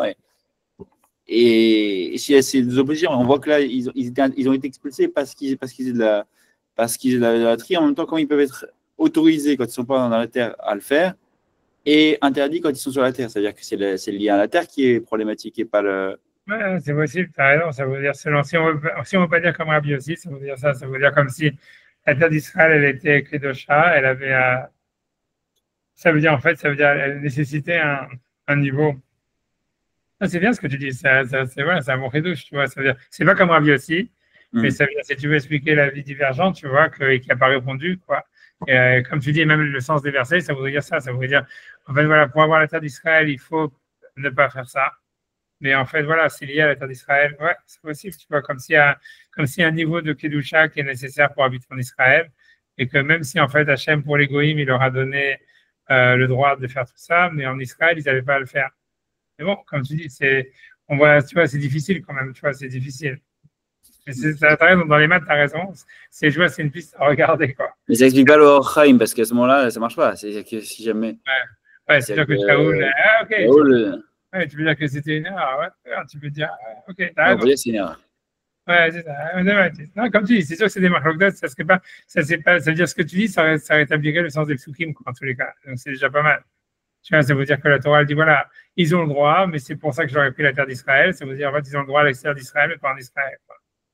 Et pourquoi? Parce qu'en Israël, si tu veux, tu peux dire, c'est une terre qui est de chat, il y a quelque chose, tu vois, tu vois, ça veut dire, on voit bien, je veux dire, si tu veux, pour aller dans ton sens, on voit un truc comme ça, puisque quand il y a marqué qu'Abraham, parmi les enfants qu'il a eus avec Ketora, donc il les a rejetés de la terre d'Israël et il leur a donné des cadeaux. Et Rachid dit, c'était quoi? C'était les noms de sorcellerie. Tu vois, c'est pour ça qu'il y a c'est les Africains et tout ça et machin. Et donc, tu vois, donc ça va dans ton sens. Ça veut dire comme si, en fait, Abraham, et tu vois, donc ce Midrash aussi, il semble indiquer qu'il n'y a pas d'interdit pour un goy de faire la Vodazara, sinon il n'aurait pas de faire la sorcellerie, parce que sinon, Abraham, il leur aurait pas donné, tu vois, des noms. Il peut marquer sorcellerie, il est marqué Shema Shel Touma, et nom d'impureté, mais a priori, c'est la même chose, tu vois. Mais ça voudrait dire, mais c'est comme tu dis, c'est qu'on voit, c'est lié au fait qu'il les a renvoyés de la terre d'Israël, quoi. Ça veut dire, parce que le passage qui dit là-bas, il les a envoyés, les enfants tu vois, de Ketora, il leur a donné des cadeaux, il les a envoyés de son vivant, devant la face de Yitzhak, etc. Donc, ouais, c'est possible, tu vois, c'est possible, ça va dans ton sens, tu vois, c'est dans ton idée, c'est une Dans bonne le mode idée. Morish, le fait de dire Morish, c'est pas on n'a pas l'impression qu'ils font un ret, quoi. C'est pas qu'il est vomi ou que. Ouais. Je comprends, la suite. Si tu veux, il y a vraiment même. à la Moracha, quoi. Ouais, même si il y a même plus, tu vois, ça veut dire. Parce que regarde, j'espère que je vais retrouver cette référence de seconde, mais c'est dire. Une seconde, je vais essayer de la retrouver, une seconde, je vais y arriver. Une seconde, j'ai vraiment du mal. 2 secondes, je pense, oui, ici, tu vois, 2 secondes. J'espère ne pas me tromper. Ici, tu vois, ça veut dire.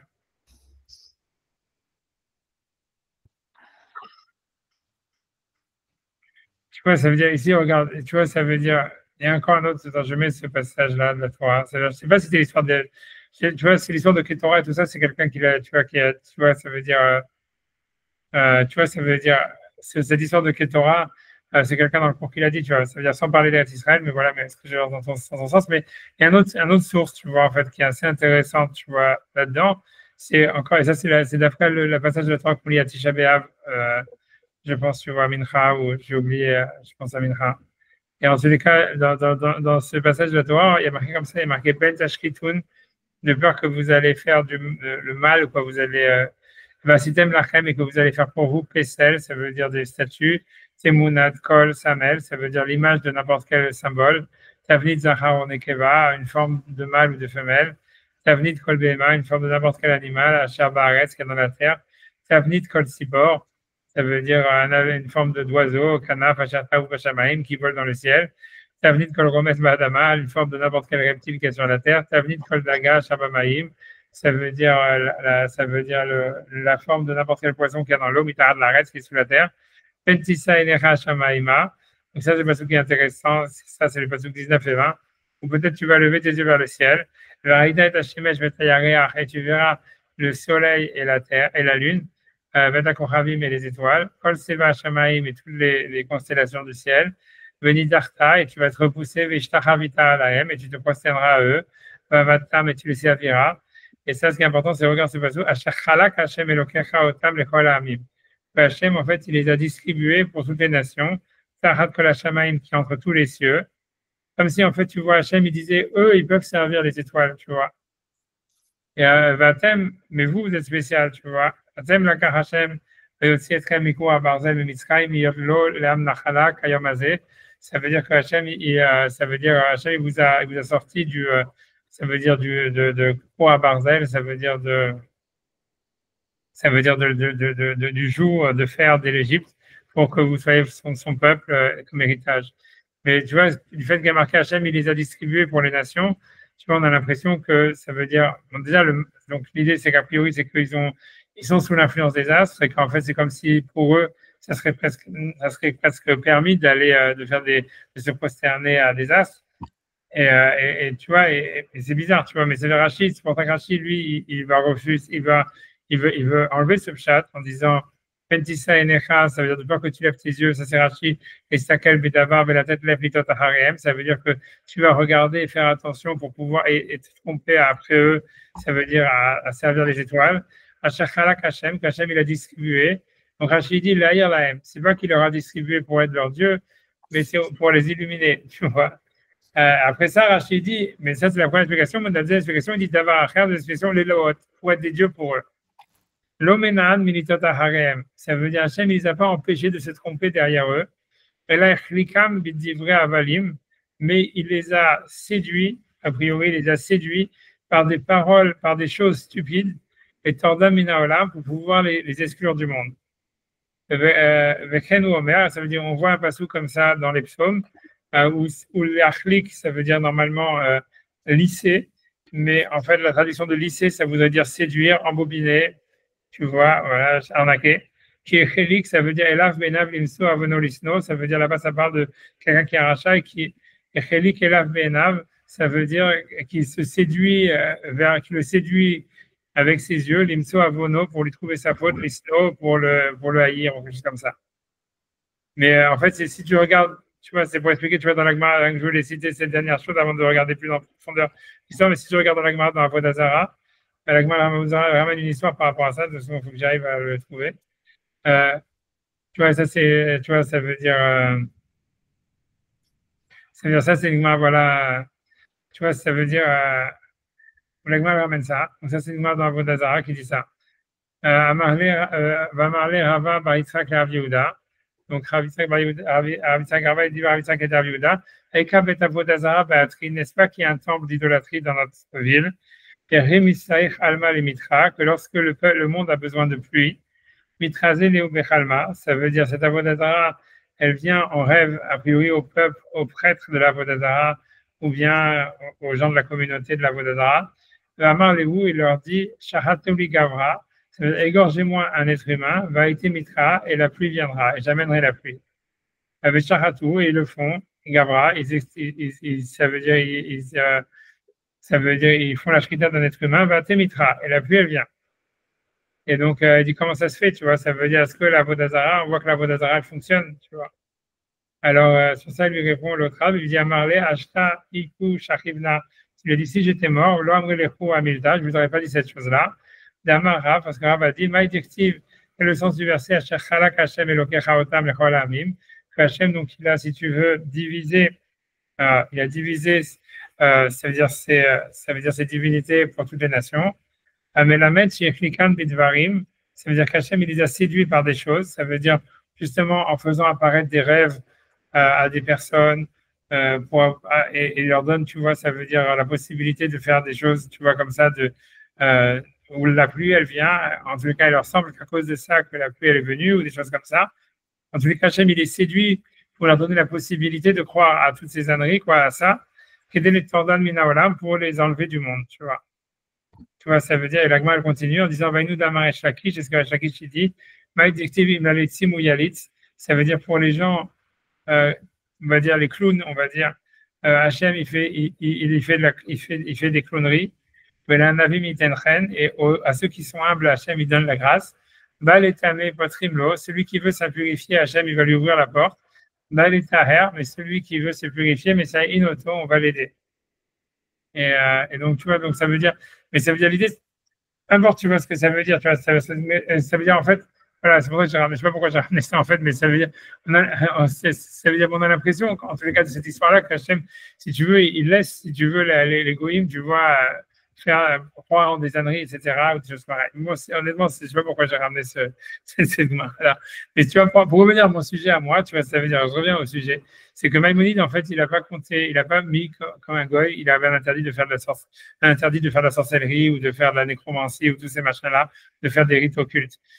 Contrairement à ce que dans la Braïta, il y a deux avis qui disent que c'est interdit, c'est Rabbi Yossi et Rabbi Shimon. A priori, parce que techniquement, on va dire, parce que lui pense que c'est l'avis majoritaire qui n'a pas mentionné cet interdit. Pour moi, la question que j'ai par rapport à ça, tu vois, et on a vu comment le Passouk, en réalité, dans Devarim, il est ambigu à ce sujet-là, tu vois, puisque voilà, on te dit d'un côté qu'Hachem, il leur enlève la terre parce qu'ils ont fait ça, et d'un autre côté, on te dit, le verset, il te dit, mais non, mais toi, Hachem, il ne te le permet pas parce que tu as la prophétie, etc. Donc, on a l'impression que ça serait quelque chose qui est spécifique à Israël, l'interdit de faire de la sorcellerie, des choses comme ça, parce qu'ils ont la prophétie, le Rim et Tumim, etc. Donc, on voit qu'il y a une ambiguïté même dans les psukim. Voilà, ça, Valentin, il a voulu dire peut-être que c'est spécifique à la terre d'Israël. Moi, je n'ai pas cité, tu vois, on a parlé du Midrash qui disait que Abraham, il a donné les noms d'impureté à ses enfants. Et si jamais, quand il les a rejetés d'Israël comme cadeau, donc ça voulait dire en fait que si jamais il y a un interdit en fait d'utiliser ces noms pour les goïms, pourquoi est-ce qu'il leur a donné ces noms? Donc voilà, bref. Mais en tous les cas, ce que je voulais dire, pour moi, la question qui est principale, que je veux dire, tu vois, que je vais regarder un peu des sources comme ça dans le guide des égarés, mais ça veut dire l'idée, c'est qu'a priori, Maïmonide, lui, il va toujours dire que, en fait, la racine de la Avodah Zarah, c'était la sorcellerie. Tu vois, ça veut dire, pour lui, il pense que en fait, ça veut dire que tous les rites en fait de la Avodah Zarah, c'était des rites en fait sataniques, mais surtout, tu vois qu'il y avait, tu veux qui était un non-sens. Tu vois, c'était l'idée. Voilà, je vais donner un passage pour donner des exemples. Tu vois, je veux dire, plutôt que d'expliquer. Tu vois, j'essaie de, tu vois, je pense, voilà, le premier passage, par exemple, c'est ça. Mais il y en a plein d'autres dans le Guide des Égarés. Il y en a plein, plein, plein. Et tu vois, j'ai été obligé de prendre, tu vois, le Guide des Égarés dans la version non Sefaria, parce que Sefaria, ils ont complètement censuré le Guide des Égarés et ils l'ont massacré. Ben ouais, ils l'ont wokisé. Tu vois, ça a été la première victime, je pense, d'une série, à mon avis. Tu vois, mais tu vois, sur les races, l'ordre des races et tout. Comment? Sur l'ordre des races, non, c'est ça? Non, parce que surtout, ça veut dire, en tout cas, ils ont retouché le texte, tu vois. Moi, j'ai pas regardé tout. Ils ont retouché le texte. Ils ont, je te dis, surtout quand ils parlent contre les femmes, tu vois. C'est ça ce qu'ils ont. Parce que moi, c'est ce que je cherchais, maintenant, tu vois ce que je veux dire. Mais le fait, déjà, quand tu commences à retoucher, tu vois, c'est plus le texte original, le point à la ligne, tu vois, maintenant. Donc, qu'est-ce que tu veux que je te dise sur? Ça m'intéresse pas. Et tu vois, en tout cas, 2 secondes. Donc, 2 secondes.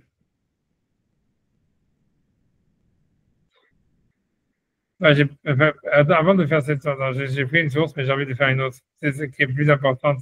Si je dois choisir entre les deux, tu vois, je pense que celle-là, elle est plus. Voilà, ici, donc ça, c'est un passage intéressant de Maïmonide à part entière, mais qui explique bien, tu vois, mais c'est parmi d'autres, cette histoire, tu vois, de qu'est-ce que c'était la Vodazara, etc.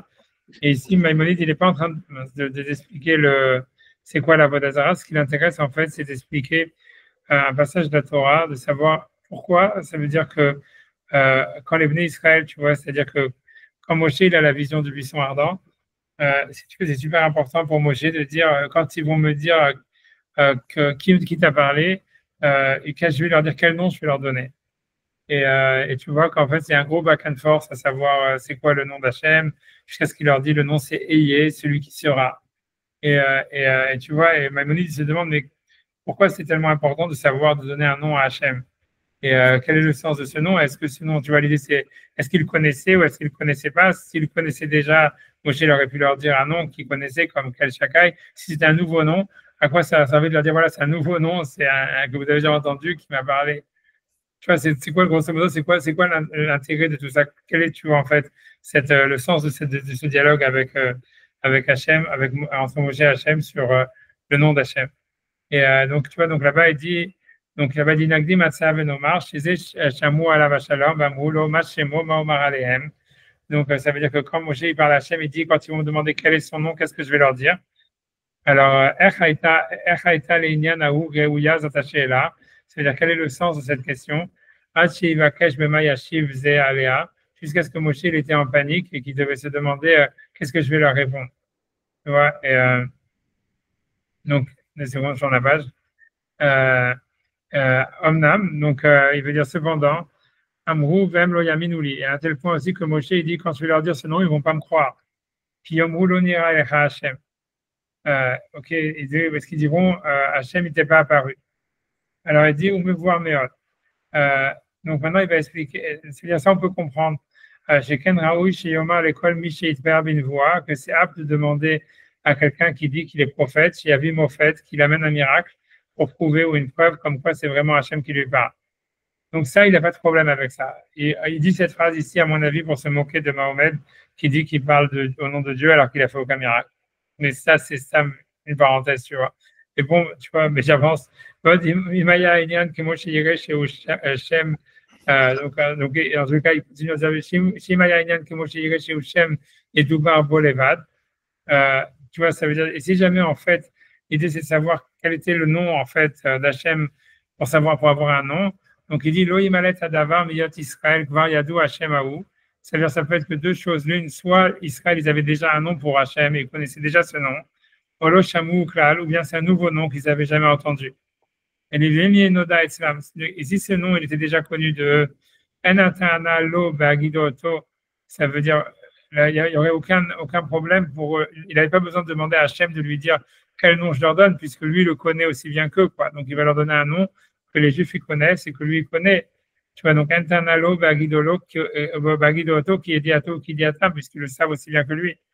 Donc, et pour lui, c'est impossible que ce nom, en fait, il était déjà connu des Juifs. Et donc, c'est un nouveau nom que Moshe demande. Mais si jamais mais ce nom n'était pas connu des Juifs, Maraya, chez Shemakel, donc qu'est-ce que ça apporterait aux Juifs de leur dire un nouveau nom d'Hachem s'ils ne savent pas, ça ne leur apporte pas une preuve de savoir qui c'est le nom de leur, c'est le Dieu de leurs parents ou pas, tu vois. Et Maya Diachimoraya. Euh, donc, euh, donc, ensuite, il dit Vod, Shivu, Achar, Shelamdo, Italé, Hachem, Amalo, Lech, Vasafta, et Zikne Israël, Veshamu, Lekolecha. Donc, ça veut dire, il dit, en plus, après lui avoir fait connaître ce nom, il lui dit tu vas rassembler les anciens d'Israël, ils écouteront ta voix. Et Moshe dit non, ils ne vont pas me croire. Alors, tu vois, pourquoi est-ce que Moshe, c'est tellement impossible pour lui de croire que les Bnei Israël, ils vont le croire, alors qu'Hachem, il lui dit, ils vont te croire. Donc, voir qu'Adam, Amrou, Italé, Veshamou, Lekolecha, ils vont t'écouter. Bon, après, il lui dit, voilà, c'est ça le. Tu vois, c'est pourquoi il lui dit à la fin, voilà, tu vas faire des miracles, tu vois. Qu'est-ce que tu as entre les mains? Tu as un bâton. Donc, maintenant, il va expliquer son explication sur ce passage de la Torah, c'est une explication originale. Donc, il dit comme ça. Donc, il dit, ma chère Tadéou, donc je ne sais pas si Valentin est déjà. Ma chère Tadéou, donc, ce que tu vas savoir et que je vais essayer de t'expliquer la chose, ça fait. Donc, ce qu'il va dire, il dit, donc, il dit, tu connais déjà, ça veut dire la vie, ce qui était dans la tsaba, donc qui était l'idolâtrie, que selon Maïmonide, la Torah elle s'oppose à cette idolâtrie, à ce service, ça veut dire c'était tout un système en fait en fait plutôt de sorcellerie, etc. Bismani Mahem qui avait à cette époque-là. Et donc maintenant, lui, il va dire comme ça. Lui, il va dire qu'en fait, à l'époque de Moshe et à l'époque d'Abraham, il pouvait y avoir deux types de personnes. Grosso modo, pour lui, il y avait les magiciens et il y avait les philosophes.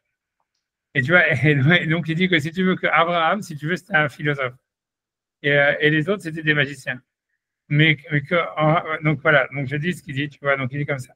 Adam, Kulam, et là, Yechidim, Obda, Avodazara. Ça veut dire, la plupart des gens, à part certaines exceptions, ils faisaient l'idolâtrie. Et c'était quoi l'idolâtrie? Il dit, Amanat, Aruchaniut, c'était croire dans des forces spirituelles, et de faire pouvoir descendre des énergies, et faire donc des talismans, ça veut dire des formes humaines a priori. Donc tout celui en réalité donc, qui se glorifiait à dire d'abord qu'il avait un message de la part des divinités, on va dire des dieux à cette époque-là. Donc ça pouvait être de deux catégories. Soit c'était un philosophe, ce qui veut dire que c'était ça le cas d'Abraham, qui dit voilà, j'ai une preuve ou j'ai un raisonnement local et olam qui montre qu'il y a un Dieu unique ou qu'il y a un Dieu dans le monde, Biklalo, dans sa manière générale, qu'Abraham, comme Abraham. Ou bien les autres personnes, ils pensaient qu'ils étaient en communication ou qu'ils étaient possédés avec des forces spirituelles, Kochav, qui venaient d'une étoile, d'une constellation, au malach d'un ange, qui avait basé, ou des choses comme ça.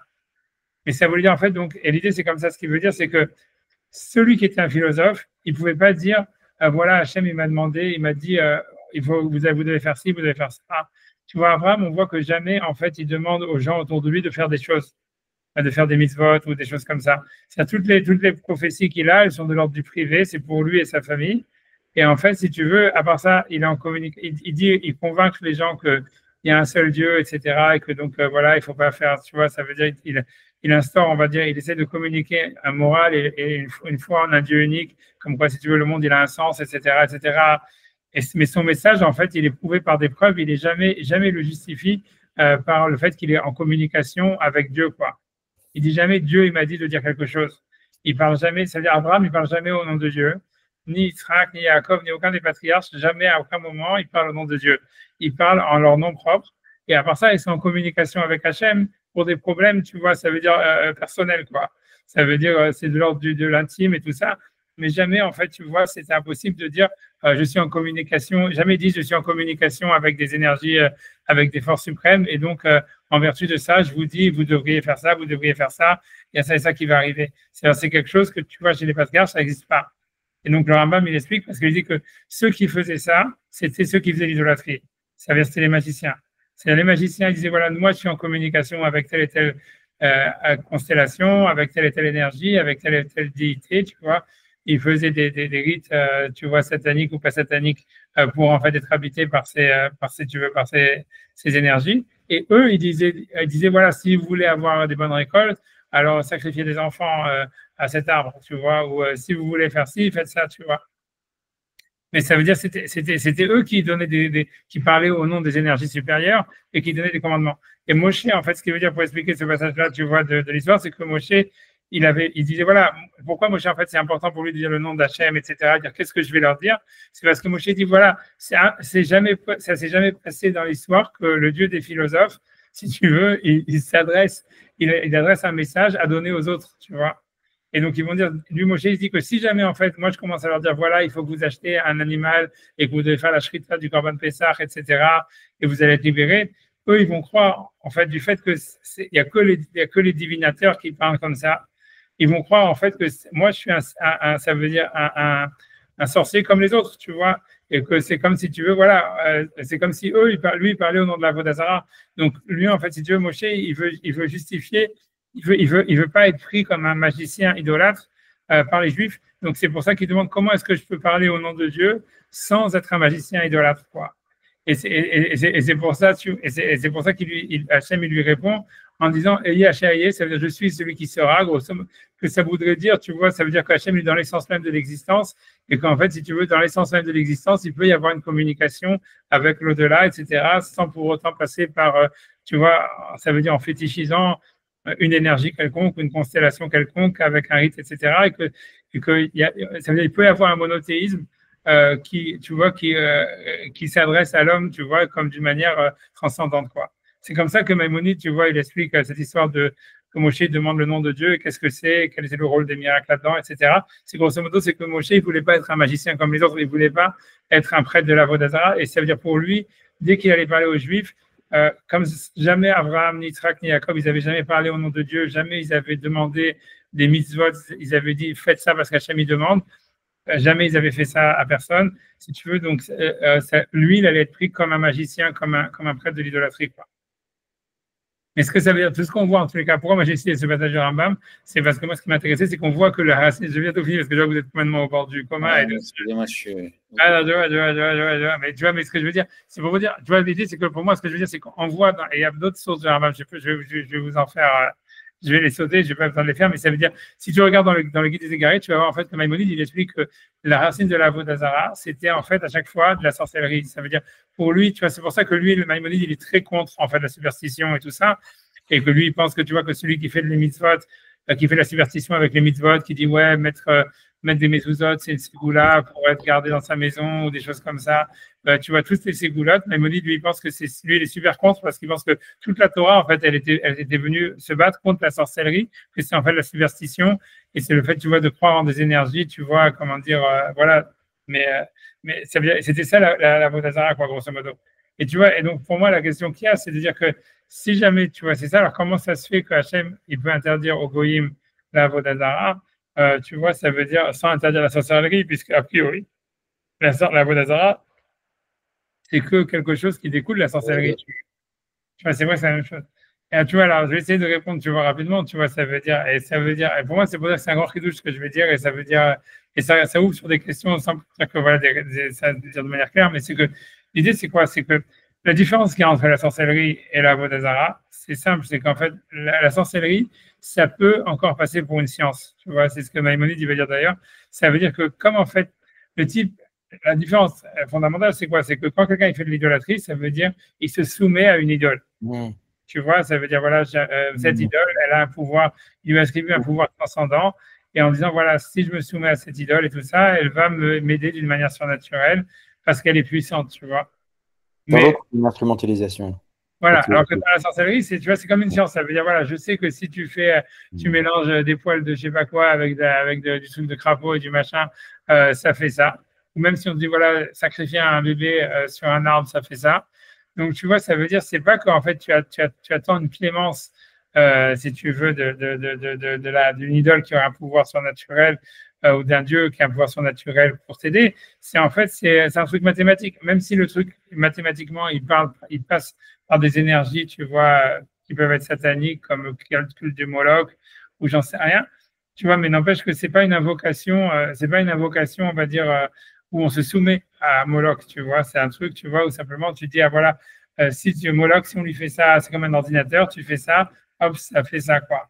Ouais. Et donc l'idée, tu vois, et donc ça, c'est ce qui est, tu vois, c'est ça ce qui fait que c'est pas de l'idolâtrie, quoi. L'idolâtrie, c'est quand tu dis, voilà, non, mais cette idole, ou en fait, ou cette chose-là, en fait, à part le fait que, je sais pas, elle aime les sacrifices humains, par exemple, mais en plus de ça, elle a un pouvoir surnaturel qui dépasse, tu vois, si tu veux, les autres idoles, ou même son pouvoir normal, et elle peut intervenir, si tu veux, et c'est comme si elle a un libre arbitre, et elle peut, si tu veux, comment dire, tu vois, intervenir en ma faveur. Et tu vois, pour moi, pourquoi je dis que ça, c'est un chidouche? Parce que si c'est ça la Avodah, parce que pour nous, comme je dis, tu vois, c'est que nous, quand on était petits, on nous avait dit, ouais, en fait, comme quoi aucun monothéiste ne peut être la Avodah. Mais en réalité, tu vois, quand tu réfléchis comme ça, tu vois en fait que c'est le contraire. En fait, c'est que la Avodah, elle peut être que monothéiste. Ça veut dire que, parce qu'en fait, tant que tu n'es pas dans le monothéisme et que tu es dans du panthéisme, tu vois que chaque dieu, en fait, il a un pouvoir défini sur un truc. Il y a le dieu de la chasse, le dieu de je sais pas quoi, le dieu de l'amour, le dieu de la guerre. Tu vois, Ouais, donc, dans le premier cas de la sorcellerie. ouais, exactement. T'es pas, en fait, tu vois, t'es pas dans la Vodazara parce qu'en fait, c'est simplement, tu fais appel à telle énergie, à ça ou à Même ça. si tu as un culte spécial pour chaque divinité. Voilà, c'est Quand ça, même. exactement.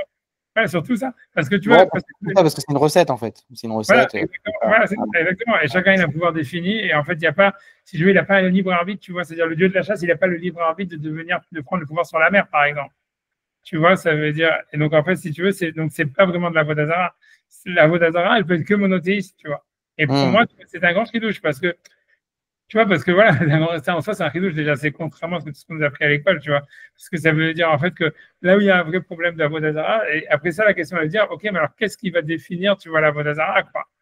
Tu vois, ça veut dire, et tu vois, c'est ça ce qui, tu vois, c'est difficile, tu vois, ça veut dire, a priori, tu vois, c'est ça, c'est pour ça à la fin, tu vois, moi, j'avais pas de réponse. Parce que tu vois, en fait, tu vois, et maintenant, moi, ça me permet de comprendre, tu vois, vraiment pourquoi tu vois, parce que tu vois, le Rambam, il a une super grosse haine du christianisme, tu vois. Et moi, je me suis toujours demandé, tu vois, pourquoi, tu vois, Tosfot, ils ont pas ça. Tosfot, tu vois, ils pensent que le christianisme, c'est pas vraiment de la Vodazara, ni rien, etc. Ils sont super, tu vois, easy là-dessus. Mais tu vois, mais le Rambam, tu vois, il est super. Et moi, je m'étais toujours demandé, ouais, ok, en quoi c'est tellement de la Vodazara, mais je comprends parce que si, en fait, tu vois, c'est dans le monothéisme qu'il y a la Vodazara, et en fait, l'idée, on a l'impression, c'est la Vodazara, c'est quand tu vas fétichiser le Dieu unique, tu vois, en disant, voilà, ça veut dire, j'en fais un fétiche, et ça veut dire, si je fais ça et ça, et tu vois, je peux le manipuler, ou tu vois, ou ça veut dire, ou même pas ça, c'est pas je peux le manipuler, c'est tu le fétichises, parce que selon le Rambam, tu vois, je vais t'expliquer, tu vois, selon le Rambam, l'idée de la Vodazara, quand tu regardes comment est-ce que lui, il voit ça, l'idée, c'est de penser que c'est d'aller contre la raison, en fait. Tu vois, pour lui, ça veut dire, pour lui, ce qu'il pense que la Torah, elle avait contre la Vodazara, ça veut dire, pourquoi la Torah, par exemple, on va dire, elle est contre, on va dire, elle a été contre les sacrifices humains. Pour lui, tu vois, c'est pas parce qu'en fait, tu vois, on pense que ça veut dire la vie humaine, c'est sacré, c'est au-dessus de tout. C'est pas pour ça, c'est parce qu'en fait, l'idée, c'est que si Hachem, il a créé un être humain, c'est complètement contre-productif, tu vois, de penser qu'on doit le tuer pour lui faire plaisir, quoi. Et ça, et si tu veux, tu vois, c'est dans le Rambam, si tu vois, et c'est pour ça que même le Maïmonide, tu vois, il pense que les corbanotes, même de la Torah, c'était une concession à la Vodazara et tout ça. C'est parce que pour lui, en fait, l'idée, c'est que Hachem, il s'exprime à travers les voies de la nature, à travers la création du monde. Et donc, la relation à Hachem, elle peut pas aller, tu vois, à l'encontre, tu vois, du sens de la création du monde. Donc, ça peut pas te demander, tu vois, de tuer des gens, ça peut pas te demander j'en sais rien, tu vois, même de brûler de la nourriture. Pour le Rambam, tu vois, c'est-à-dire pour lui, il pense que Caïn, quand il a amené sa nourriture en tant que sacrifice à Hachem, c'est pour ça qu'en fait, il a été puni, qu'il a été tué à la fin. C'est parce que c'est une avéra, tu vois. C'est si Hachem, il t'a donné de la nourriture, Alors, si tu veux faire plaisir à Hachem, je sais pas, donne à un pauvre, donne à un autre animal, j'en sais rien, fais quelque chose avec, plante-le et fais encore plus des champs, fais quelque chose, tu vois. Mais c'est-à-dire, toi, tu prends et tu le brûles et tu dis, ah voilà, c'est mon cadeau pour Hachem. Tu vois, pour lui, ça, c'est, tu vois, c'est de la avodat zara pratiquement, tu vois. Parce que c'est impossible qu'Hachem, il t'a donné quelque chose, juste, tu vois, pour que tu le détruises, pour lui faire plaisir, tu vois. Et ça veut dire, et pour lui, il voit ça tout comme ça, tu vois. Ça veut dire pour lui, les mitzvot, c'est pour ça que le Rambam, tu vois, il pense que les mitzvot, elles doivent faire sens, tu vois, à chaque fois. Parce que si jamais, Hachem, il Il peut y a un danger, bien sûr. Si c'est un roc, il y a un grand danger. Ouais, mais même s'il y a un sens, même dans le rock, il y a un sens, il va toujours trouver un sens, tu vois. Il va dire, même tu vois, on va dire, si on va dire, pas manger de l'huile et de la viande, c'est pour pas que tu sois cruel et tout ça, ça a un sens, c'est pas gratuit, tu vois, de dire, on va te demander de, tu vois, de détruire des choses juste, tu vois, pour le plaisir de les détruire, quoi, ou de t'infliger même, tu vois, une souffrance ou, tu vois, un affaiblissement, quelque chose qui t'affaiblit uniquement pour le plaisir, tu vois, ça veut dire. Et tu vois, pour lui, c'est ça ce qui fait que ça serait pas de la Vodazara. Tu vois, pour le Rambam, en fait, tu vois, ça veut dire la Vodazara, c'est quand, au nom de Dieu, tu vas faire quelque chose, en fait, qui va contre les lois de la nature, qui va contre les lois de la raison. Ouais, je sais, Valentin qui est complètement. On est là, je vais arrêter là. Voilà, mais c'est bon, voilà. Je pas encore récupéré. Merci là, non, mais c'est pas grave, mais tu vois, mais c'est quelque chose que simplement réfléchir. Tu vois, super intéressant en plus, mais. Super intéressant. C'est quoi la Vodazara? Mais restez à réfléchir. Parce qu'honnêtement, moi, j'ai pas trouvé de réponse claire là-dessus, tu vois. Mais pour moi, c'est. Continue un peu, vas-y, Valentin. Moi, je peux continuer un peu là. Ok, Si vous avez encore 5-10 minutes. Ok, d'accord, ok, tu vois, ça dit, on peut faire, tu vois, mais déjà, comme tout, Honnêtement, tu vois, j'ai pas de Radesh Tov avec des nouvelles et des bonnes choses. Bonnes nouvelles, ça va te Ouais. Je l'avais pour lui, le pauvre, tu vois, parce que tu vois, on s'en sort. Ouais, bien sûr. Bah, c'est dur.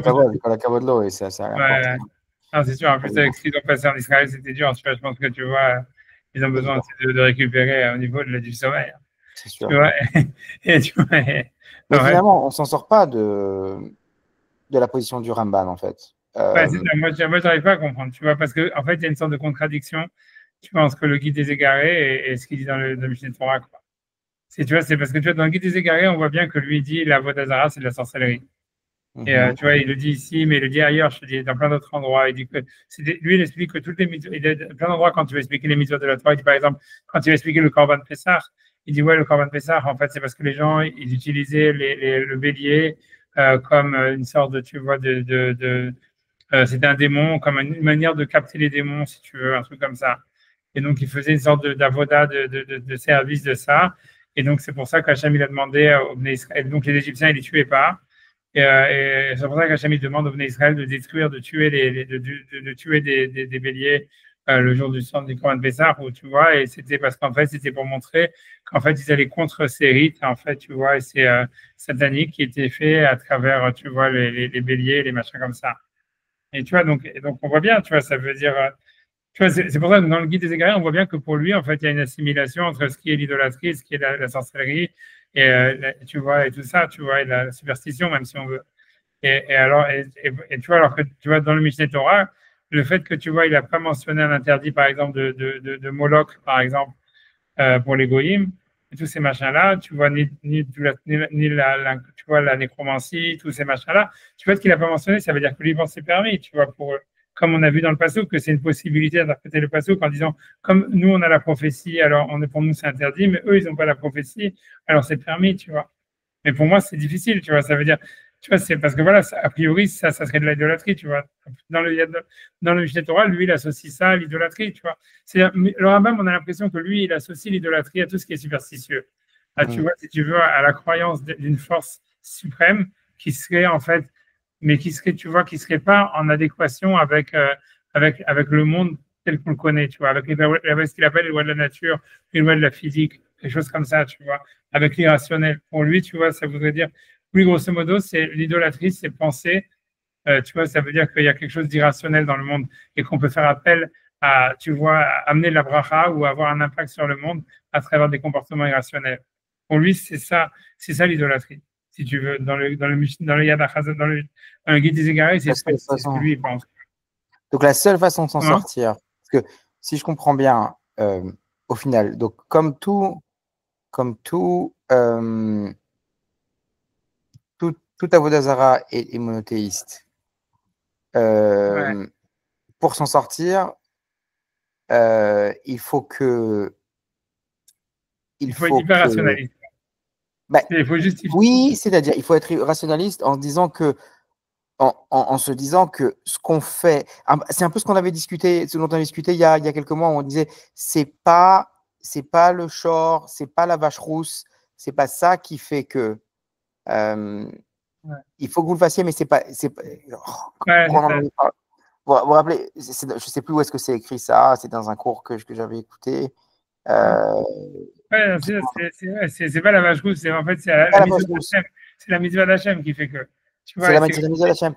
Et en fait, là, si je comprends bien ce que vous dites, c'est que la seule façon de s'en sortir, c'est d'avoir ça en permanence à l'esprit. C'est pas la tfila, c'est whatever la mitzvah. La mitzvah, c'est une sorte de, j'ai envie de dire, d'une forme que ça prend pour pouvoir la rendre accessible à quelque chose d'infini, à un être fini. Mais dès qu'on rentre dans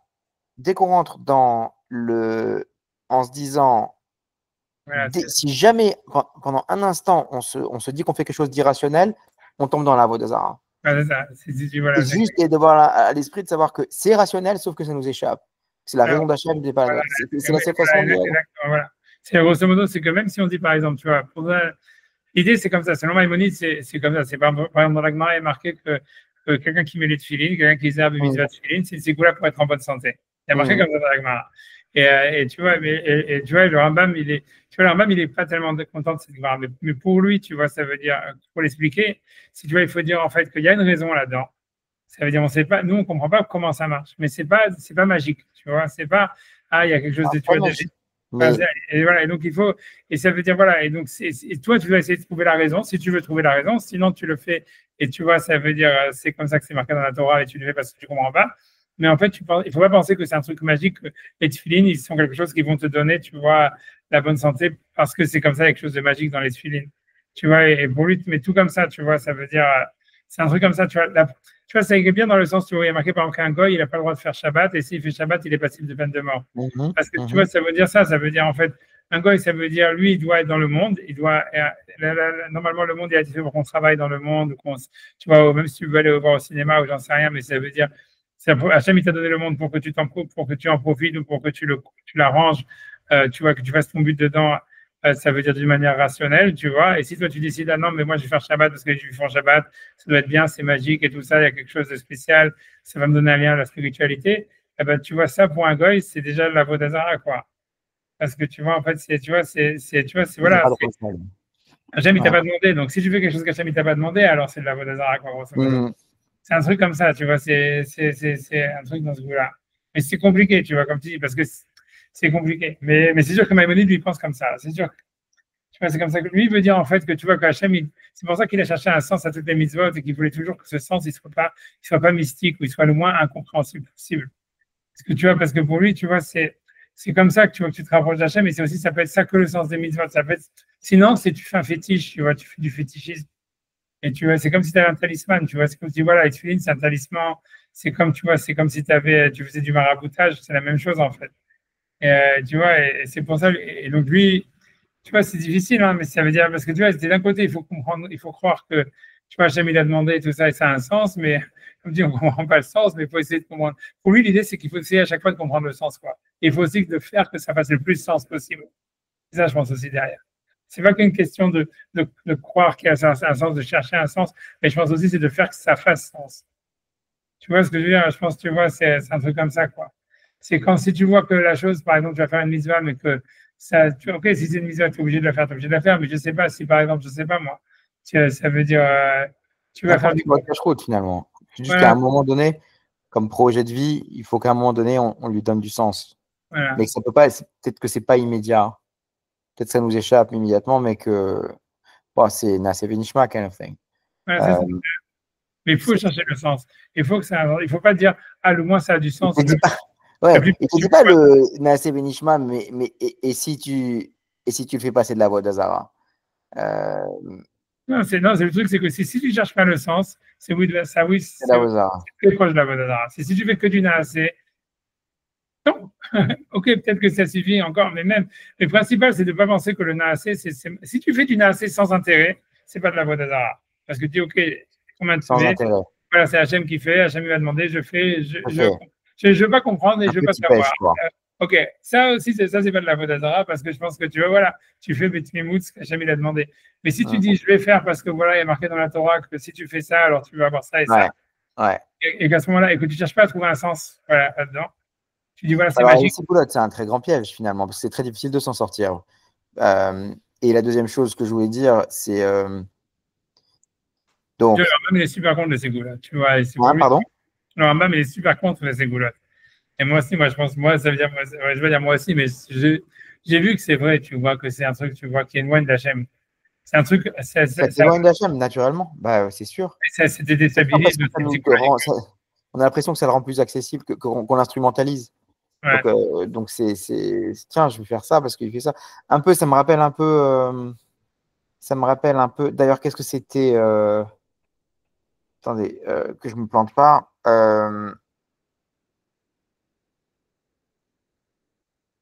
Bilam, quand il a le moment clé. Ah ouais, Hachem, il s'énervait, ouais. Ouais, ça, c'est une instrumentalisation. Ça, c'est la sorcellerie. Ouais, a priori, ouais. Mais là, c'est dans du monothéisme où lui, il est dans une dynamique de polythéisme parce que lui, il y a Hachem et il y a aussi d'autres dieux. Non, lui, il était monothéiste, tu vois bien. Lui, il dit toujours. C'est pour ça, mais c'est de la Vodazara, comme je dis, voilà, c'est ça. La Vodazara. Ouais, c'est un truc comme ça, tu vois, ça serait un truc. Un truc comme ça. T'as raison, c'est un bon exemple. C'est sûr que Bilam, c'est un bon exemple. Parce que tu vois que lui, il fait des corbanotes à Hachem, tu vois, et en même temps, tu vois, ça veut dire qu'il utilise la sorcellerie pour, comme tu dis, pour instrumentaliser Hachem, quoi. C'est ça l'histoire. Tu vois bien, c'est exactement ça. En fait, lui, en fait, Bilam, c'est le mec qui fait des ségoulottes, en fait. Hachem, en fait, il se fiche de sa gueule en lui faisant parler son âne et tout ça. C'est comme on a vu, tu vois, que on a dit, voilà, ceux qui vont dans les ségoulottes, Hachem, il leur fait croire que ça marche. C'est ce qu'il dit, tu vois, ce qu'on a vu dans la Gemara au début avec le temple de la Vodazara, où il vient en rêve et il dit, allez, est-ce que tu veux tuer un enfant et ça marche.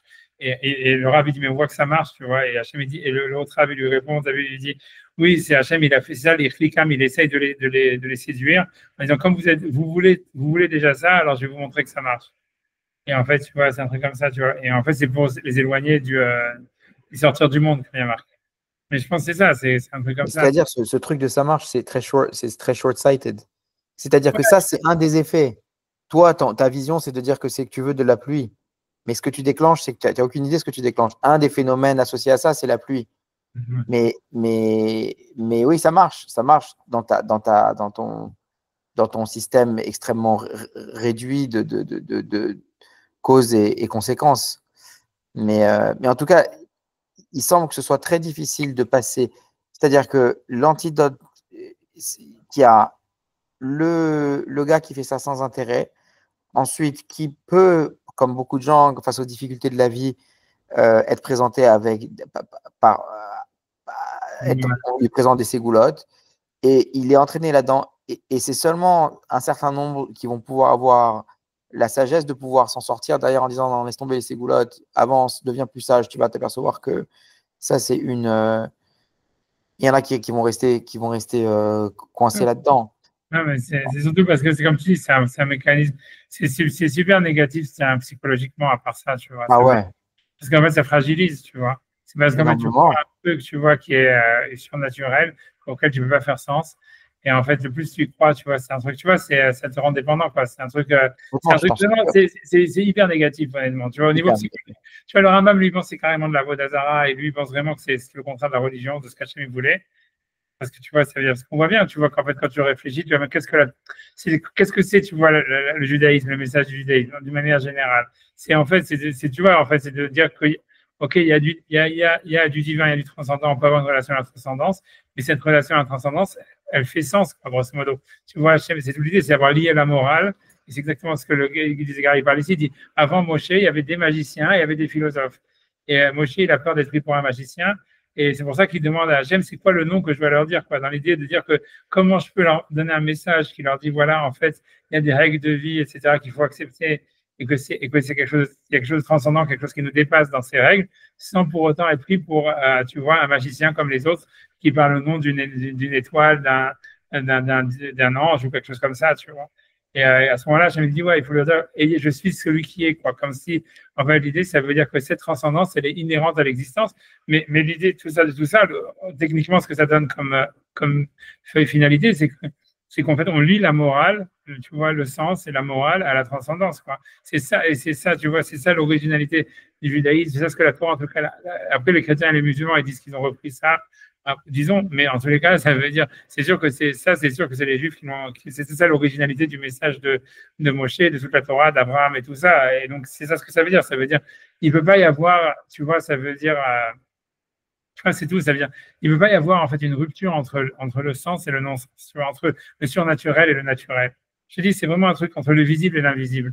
Entre, tu vois, entre, ça veut dire l'un est la continuation de l'autre. Il doit y avoir, tu vois, ça veut dire une sorte de, tu vois, on admet qu'il y a de l'invisible, qu'il y a du surnaturel, que voilà, jamais fait des miracles, tout ce que tu veux, que l'histoire, elle n'est pas normale, que, en fait, voilà, ça veut dire on ne peut pas rationaliser notre, tu vois, tout ce qu'on vit. Mais on admet ça, mais on comprend que ça veut dire cette main invisible, en fait, qui domine le monde, qui dirige le monde, qui dirige la vie, qui dirige tout ce que tu veux, en fait, elle peut pas être, si tu veux, complètement hermétique, tu vois, vivre dans une autre dynamique, dans une autre logique, dans une autre grammaire que celle du monde de la raison qu'on peut, tu vois, et du sens qu'on peut voir avec nos yeux, quoi. Et tu vois, et comme je dis, tu vois, c'est quand Yoram, à chaque fois, il dit cette histoire-là, il dit que d'après la Torah, en fait, ce qui est naturel et surnaturel, ça n'existe pas, il n'y a pas de frontière. Ça veut dire, c'est que, en fait, des manières de voir les choses, quoi. Mais en fait, ça veut dire, tu vois, c'est pour ça qu'il dit, voilà, quand même. Ashgara pratique, quoi. Comment? Ashgara pratique. C'est Ouais, ça, toi, tu vois ce que tu vois pas, quoi. Voilà, c'est ça. Mais c'est l'Ashgara pratique, c'est quelque chose qui est. Lui, il dit, par exemple, tu vois, quand Hachem, il demande à Moshe d'ouvrir la mer, Hachem, il lui dit, lève ton bâton et frappe la mer et des trucs comme ça. Tu vois, donc ça veut dire qu'on voit. Alors que si c'est un miracle, pourquoi est-ce qu'Hachem lui dit de lever sa main sur la mer avec son bâton? Il avait qu'à simplement dire ouvre la mer et c'est tout, tu vois. Je veux ouvrir la mer. Mais il veut dire qu'en fait, on voit que dans tous les miracles, et ça, c'est pas que dans l'histoire de Moshe, mais ça, c'est l'ouverture de la mer rouge, on va dire, c'est le plus grand. Mais dans tous les autres miracles, c'est encore plus. On voit que dans tous les autres miracles, Hachem, il fait par les prophètes, Hachem, il tient à garder une sorte de raison. Tu vois, ça veut dire, voilà, ça veut dire, par exemple, quand il dit, je sais pas, Elisha, qu'il y a une femme qui a plus d'argent, etc. Il dit, voilà, est-ce qu'il reste des bouteilles d'huile vides et je vais les faire remplir. Et il fallait qu'il lui amène des bouteilles, tu vois, pour les remplir. À chaque fois, alors que tu vois, tu dis pourquoi, si Hachem voulait lui donner le parnassa, il avait besoin de demander des bouteilles à des trucs. À chaque fois, tu vois, dans tous les miracles, tu vois qu'il y a toujours quelque chose qu'Hachem il demande, tu vois, et tu vas lui demander pourquoi c'est comme ça à chaque fois. Et lui, il explique l'idée, c'est que dire que, en fait, c'est pour te dire que, parce qu'on veut pas qu'il y ait une frontière, si tu veux, hermétique, ou c'est pas qu'on veut pas, mais c'est que c'est comme ça. Ça veut dire, même le miracle, il a sa logique, il a sa raison, et cette raison, elle est, comment dire, liée d'une certaine manière avec la raison normale, c'est-à-dire qu'on peut constater dans le monde de la physique. Et c'est pour ça que Moshe Rabbeinu, pour ouvrir la mer, il fallait au moins qu'il étende son bras, ou qu'il ait son bâton, etc. Et qu'en fait, parce que entre le naturel et le surnaturel, il y a pas, ça veut dire c'est la même énergie, on va dire c'est la même Hachem, c'est la même nature, sauf que nous, ça veut dire des fois, c'est notre manière de voir qui en fait qui nous fait croire que quelque chose est naturel ou bien surnaturel. C'est nous qui sommes incapables de voir en fait comment c'est la même chose, mais en réalité, il y a pas, tu vois, c'est pas comme s'il y avait un mur entre l'un et l'autre, tu vois. Même chose entre ce qui est visible et invisible, tu vois. C'est-à-dire, voilà, on voit bien qu'il y a des prophètes, ils voient des anges, ils voient ci, ils voient ça. Nous, on voit pas. Tu vois, c'est pas parce qu'en fait, tu vois, ça veut dire, c'est nous qu'on voit pas. C'est pas parce qu'en fait, ils avaient des apparitions de choses. Tu vois, c'est tout. Tu vois, mais grosso modo, voilà, c'est un système intégré, quoi. Ça peut pas être contradictoire. Ça peut pas être, tu dois tuer un enfant pour avoir la bracha. Ça peut pas être, tu dois brûler une récolte, ou tu dois brûler la récolte de ton voisin pour avoir la bracha. Ça peut pas être ça parce que c'est contre la logique, tu vois, du monde, tu vois. Par contre, ça peut être, tu donnes de la zaka, tu aides ton voisin, je vais te donner la bracha. Parce que ça, c'est la logique du monde, tu vois. On voit, tu vois, alors, tu vois, c'est la logique du monde que si tu veux, on s'entraide, on va réussir, tu vois. Alors après ça peut pas, ça peut être d'une manière naturelle ou surnaturelle, tu vois. Mais ça change rien. La logique, elle est la même, tu vois. Ouais, c'est en ça que c'est pas de la vodazara. Tu vois, ça veut dire, voilà, tu vois, si Hachem nous demande. Non, parce qu'on dit que la vodazara a disparu et en fait, c'est comme si elle était devenue beaucoup plus insidieuse. Beaucoup plus, parce qu'avant, en fait, il semble qu'elle était, très délimitée, on pouvait l'identifier. Voilà, tu pratiques la vodazara, et maintenant, il semble que ce soit très difficile dans notre pratique des mitzvot de pouvoir dire je suis complètement avodazara free. Ouais. Alors que, vraiment, Vraiment. Ouais, ouais. Alors qu'avant, le gars, il pouvait dire, voilà, ça c'est pour Hachem, et ça, effectivement, bah, je peux pas résister à Vodazara. Et aujourd'hui, voilà. Ah non, je suis d'accord. Mais moi, je pense, tu vois, ça veut dire, moi je dis à chaque fois le truc, tu vois, parce que dans le fait Shachaim, il a un truc, tu vois. Et moi, je suis super pro de ce truc-là, tu vois, c'est de dire, tu vois, parce que lui, il dit, en réalité, moi, je pense que c'est un truc super fort. Moi, j'en sais un point. Moi, je te le dis, tu vois, mais c'est parce que lui, il pense qu'en fait, l'idée, c'est que pour que ça soit pas de la, pour pas que la religion soit de la Vodazara, parce que tu vois, c'est un vrai problème, tu vois, d'une manière générale. Lui dit, en fait, ce qu'il faut, c'est attribuer la volonté qu'on a de connecter à Hachem lui-même, tu vois. Parce qu'en fait, et de se dire qu'en fait, c'est d'avoir une grande conscience que c'est Hachem qui s'exprime à travers nous, dans le fait même qu'on veuille faire les mitzvot, tu vois. Et ça veut dire, et donc, tu vois, puisque l'idée lui dit, tu vois, il parle beaucoup, tu vois, dans la Kabbale, comme je vous ai parlé tout à l'heure de l'histoire de l'Ashkenaz d'en haut, l'Ashkenaz d'en bas qui veulent communiquer, et qu'en fait, ça veut dire, en fait, toutes les mitzvot, quand notre cœur, ou quand on veut faire une mitzvah, ou quand on est poussé on a un désir de faire une mitzvah ou quelconque, en réalité, c'est la Shekhinah qui est dans la matière, qui est dans notre corps, qui veut remonter vers Hachem, et Hachem, lui aussi, il veut faire descendre un shefa de Gdusha et de Bracha dans le monde. Et donc, si tu veux, c'est cet amour, cette communication qui est entre la Shekhinah d'en haut et la Shekhinah d'en bas, tu vois, qui s'exprime à travers nous. Et tu vois, et en fait, lui dit, par exemple, quand on fait la Mida, on dit Hachem, c'est Fatah Tiftar, vous faites quitter la terre. Ça veut dire Hachem, ouvre mes lèvres pour que ma bouche puisse raconter, dire tes louanges. Et tu vois, en fait, l'idée, en fait, c'est de dire, on attribue la volonté même de parler à Hachem comme étant la volonté d'Hachem de lui-même. C'est comme si Hachem, il se parle à lui-même, en réalité, quand nous, on fait la tefila. Et tu vois, et pour lui, tu vois, c'est super. Et en fait, quand tu prends cette optique, tu vois, même quand tu fais les mitzvot en disant, voilà, je fais, tu vois, ça veut dire j'exprime l'amour qu'Hachem il a envers, si tu veux, envers lui-même, ou la volonté que la Shrina qui est dans moi, elle a de remonter vers lui, et que si tu veux, tu te mets en retrait par rapport à ça. Tu vois pas comme étant, c'est moi qui veux faire la mitzvah. Non, c'est Hachem qui veut faire la mitzvah à travers moi. Tu vois, ça veut dire, Ouais. à ce moment-là, tu vois, c'est un truc, je sais pas, moi, ce que j'ai vu, c'est que ça enlève la Vodazara, quoi. Je pense que c'est un truc, tu vois, je pense que c'est ça, tu vois, qui est vraiment un antidote de la Vodazara. Parce que, tu vois, tu vois, parce que voilà, tu es en recul par rapport, et même par rapport, tu vois, à tes intérêts ou pas tes intérêts, tu vois, ce que je veux dire. Ouais, juste une sorte d'intermédiaire Voilà, c'est ça, tu vois, ça veut dire de la Shrina qui veut, raccord, quoi. qui veut se réunifier avec elle-même, tu vois. Et tu vois, c'est tout, tu vois, ça veut dire, grosso modo, si je fais Shabbat, c'est pas parce que je veux faire Shabbat, c'est parce que Hachem, tu vois, à travers moi, il veut que je fasse Shabbat, quoi. Et en fait, c'est lui qui s'exprime, tu vois. Et quand tu regardes, c'est super incroyable de voir comment dans le texte de la prière rituelle et tout ça, c'est hyper présent, cette histoire, tu vois. C'est pas simplement Hachem, c'est pas Taïtifta ou vérité, mais même si, par exemple, quand tu dis Baruch Ata Hachem, tu vois, Shomea Tefila, c'est tu es béni Hachem, tu vois, ou qui écoute la prière, mais on a l'impression, tu vois, que ça veut dire on bénit Hachem. Tu vois, ça peut avoir un sens que si en fait, si c'est Hachem qui se bénit lui-même, tu vois. Parce que si tu vois, ça ne veut pas être nous qui le bénissons, tu vois. Mais si tu dis en fait que c'est la Shekhinah, tu vois, ça veut dire qu'il se bénit elle-même, alors ça a un sens, tu vois, de dire ça. Tu vois, c'est tout le truc comme ça, même quand on fait Kiddush et on dit voilà, bon, Hata Hachem et Kadesh Shabbat, ça veut dire tu bénis Hachem qui sanctifie le Shabbat. Mais comment tu sanctifies le Shabbat? Du fait que nous, on a dit la bracha, tu l'as sanctifié à travers le fait qu'on l'a dit, quoi. Ou le fait qu'on ne travaille pas Shabbat, c'est comme ça que Hachem il sanctifie Shabbat à travers nous, tu vois. Mais en fait, c'est Hachem, c'est ça, c'est Hachem qui sanctifie le Shabbat. Enfin, c'est ça, tu vois, le truc, tu vois. Et je pense que quand tu penses comme ça, et donc tu prends un recul par rapport même à ton désir religieux et tu vois ta volonté d'avoir une connexion à Hachem, et aussi que tu prends un recul par rapport à tes désirs propres, à plus forte raison.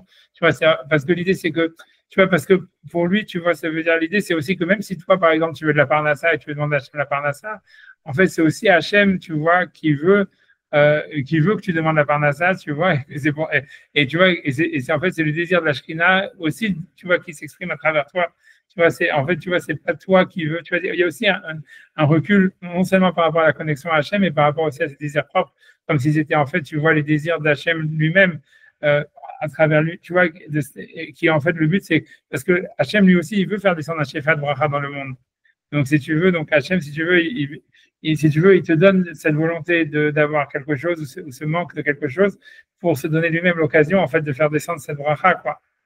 Et donc, en fait, si tu veux, ce manque, en fait, c'est un manque de la Shrina elle-même, tu vois. C'est Hachem, en fait, qui a faim, quoi. C'est Hachem qui est fatigué, c'est Hachem, tu vois, un truc comme ça. Mais le truc, c'est, donc, il faut, tu vois, se mettre aussi tu vois, en recul par rapport à ses propres désirs et a ses propres trucs. Et quand tu fais ça, en fait, je sais pas comment expliquer. Ce qui est sûr, en tous les cas, c'est que ça a un pouvoir super calmant et un pouvoir, en fait, aussi super thérapeutique. Mais en même temps, tu vois, ça détruit les Yetzirah aussi à mort, tu peux t'imaginer.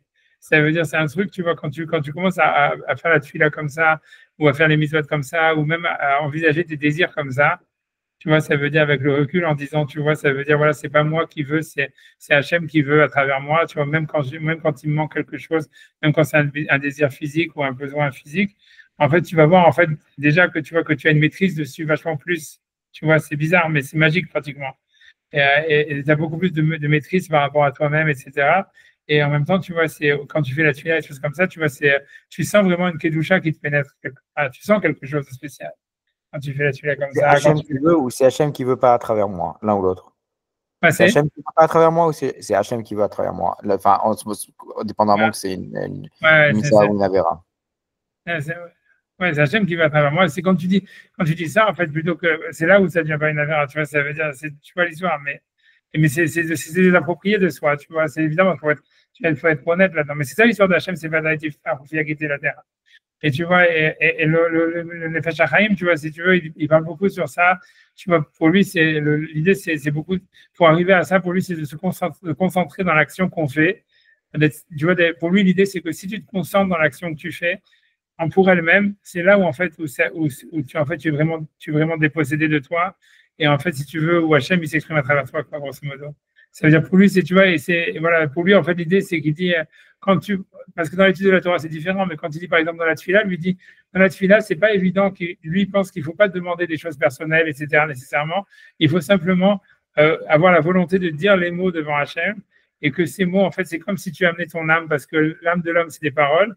Et en fait, tu vois, et de prendre conscience, en fait, que c'est ta neshama, ou ton nefesh, en fait, ça veut dire la partie la plus matérielle de ton âme qui veut s'exprimer à Hachem, et que c'est ça, que ces mots que tu amènes, c'est un cadeau que tu amènes à Hachem, comme on amenait le sang d'un animal sur l'autel, parce que le nefesh d'un homme, c'est ces mots. Et voilà, et c'est tout. Et ça, tu vas voir, quand il dit tu fais ça, tu vas voir que Hachem, comme tu vois, comme c'est un mouvement toujours d'amour entre la Shekhinah d'en haut et la Shekhinah d'en bas, tu vas voir en fait que la Shekhinah d'en haut, elle va venir te donner des brachot et te donner, tu vois, un shefa de bracha et de hatzlacha que tu vois, parce que voilà, c'est parce que si tu vois, c'est toi, tu as fait remonter, si tu veux, la Shekhinah qu'il y avait en toi, ça veut dire qu'il y a dans ton corps, dans la matière vers Hachem, et donc Hachem, il veut faire descendre de la Gdusha dans la matière, et donc il va donner et de la Gdusha dans la matière et de la bracha dans la matière, tu vois. Pour lui, c'est comme ça, tu vois, que ça fonctionne. Tu vois, c'est ça, si tu veux, la respiration, comme il appelle, tu vois. Et voilà, mais tu vois, donc il y a beaucoup, tu vois, mais pour lui, la concentration dans l'action ou dans la mitzvah elle-même, elle aide à ça, ou elle est le fruit de ça, tu vois. Ça veut dire, c'est l'idée, tu vois, tu fais la tefila, c'est rien que tu te concentres sur le fait de dire les mots, tu vois, pour l'action elle-même, tu vois, un truc comme ça. Même, tu vois, quand tu fais le lula, tu vois, un truc comme ça, voilà. Ouais. Donc, voilà. Merci, Rav, merci. Désolé pour le retard. C'est des bonnes choses.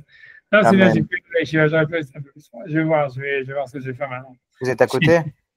Non, je suis plus tellement à côté. Il faut que je reprenne le métro. Ça prend 45 minutes. Wow. En plus, il fait super chaud, là, non? Ouais, ça s'est calmé. Mais bon, c'est toujours le métro new-yorkais, c'est quand même pas. C'est jamais très agréable. Ouais. 45 minutes, là, pour aller à l'Yeshiva? Ouais, à peu près, ouais. 40 minutes, tu vois. Vous êtes pas à côté, vous avez pris un hôtel pas à côté du tout. Non, je suis pas dans un hôtel, parce que tu vois, c'est quelqu'un qui m'a prêté un appart, c'est pour ça. Ah, d'accord, ok. C'est pour ça, tu vois, donc là, je paye pas, donc quand c'est gratuit, je pas. Très bien. J'ai pas pleurer, c'est pour ça. Ok. Ouais, super. Tov, merci Rav, Shabbat Shalom, Bezrat Hashem, dimanche on rentre à Montréal et des cours de là-bas. Ok, d'accord. Alors, bon retour, en tout cas. Je te sens qu'il y a l'enregistrement et tout. Ok, ouais, c'est spécial. Allez, je crois que je n'oublie pas. Ouais, j'étais au Beth Midrash ce matin, on a fait le Hallel et tout. Et c'est demain aujourd'hui. Demain aussi. Demain aussi. Oui, c'était toujours. Je vais ça là maintenant, alors heureusement que vous me rappelez. Ok, voilà, super. Merci. Kol Tov. Bye bye.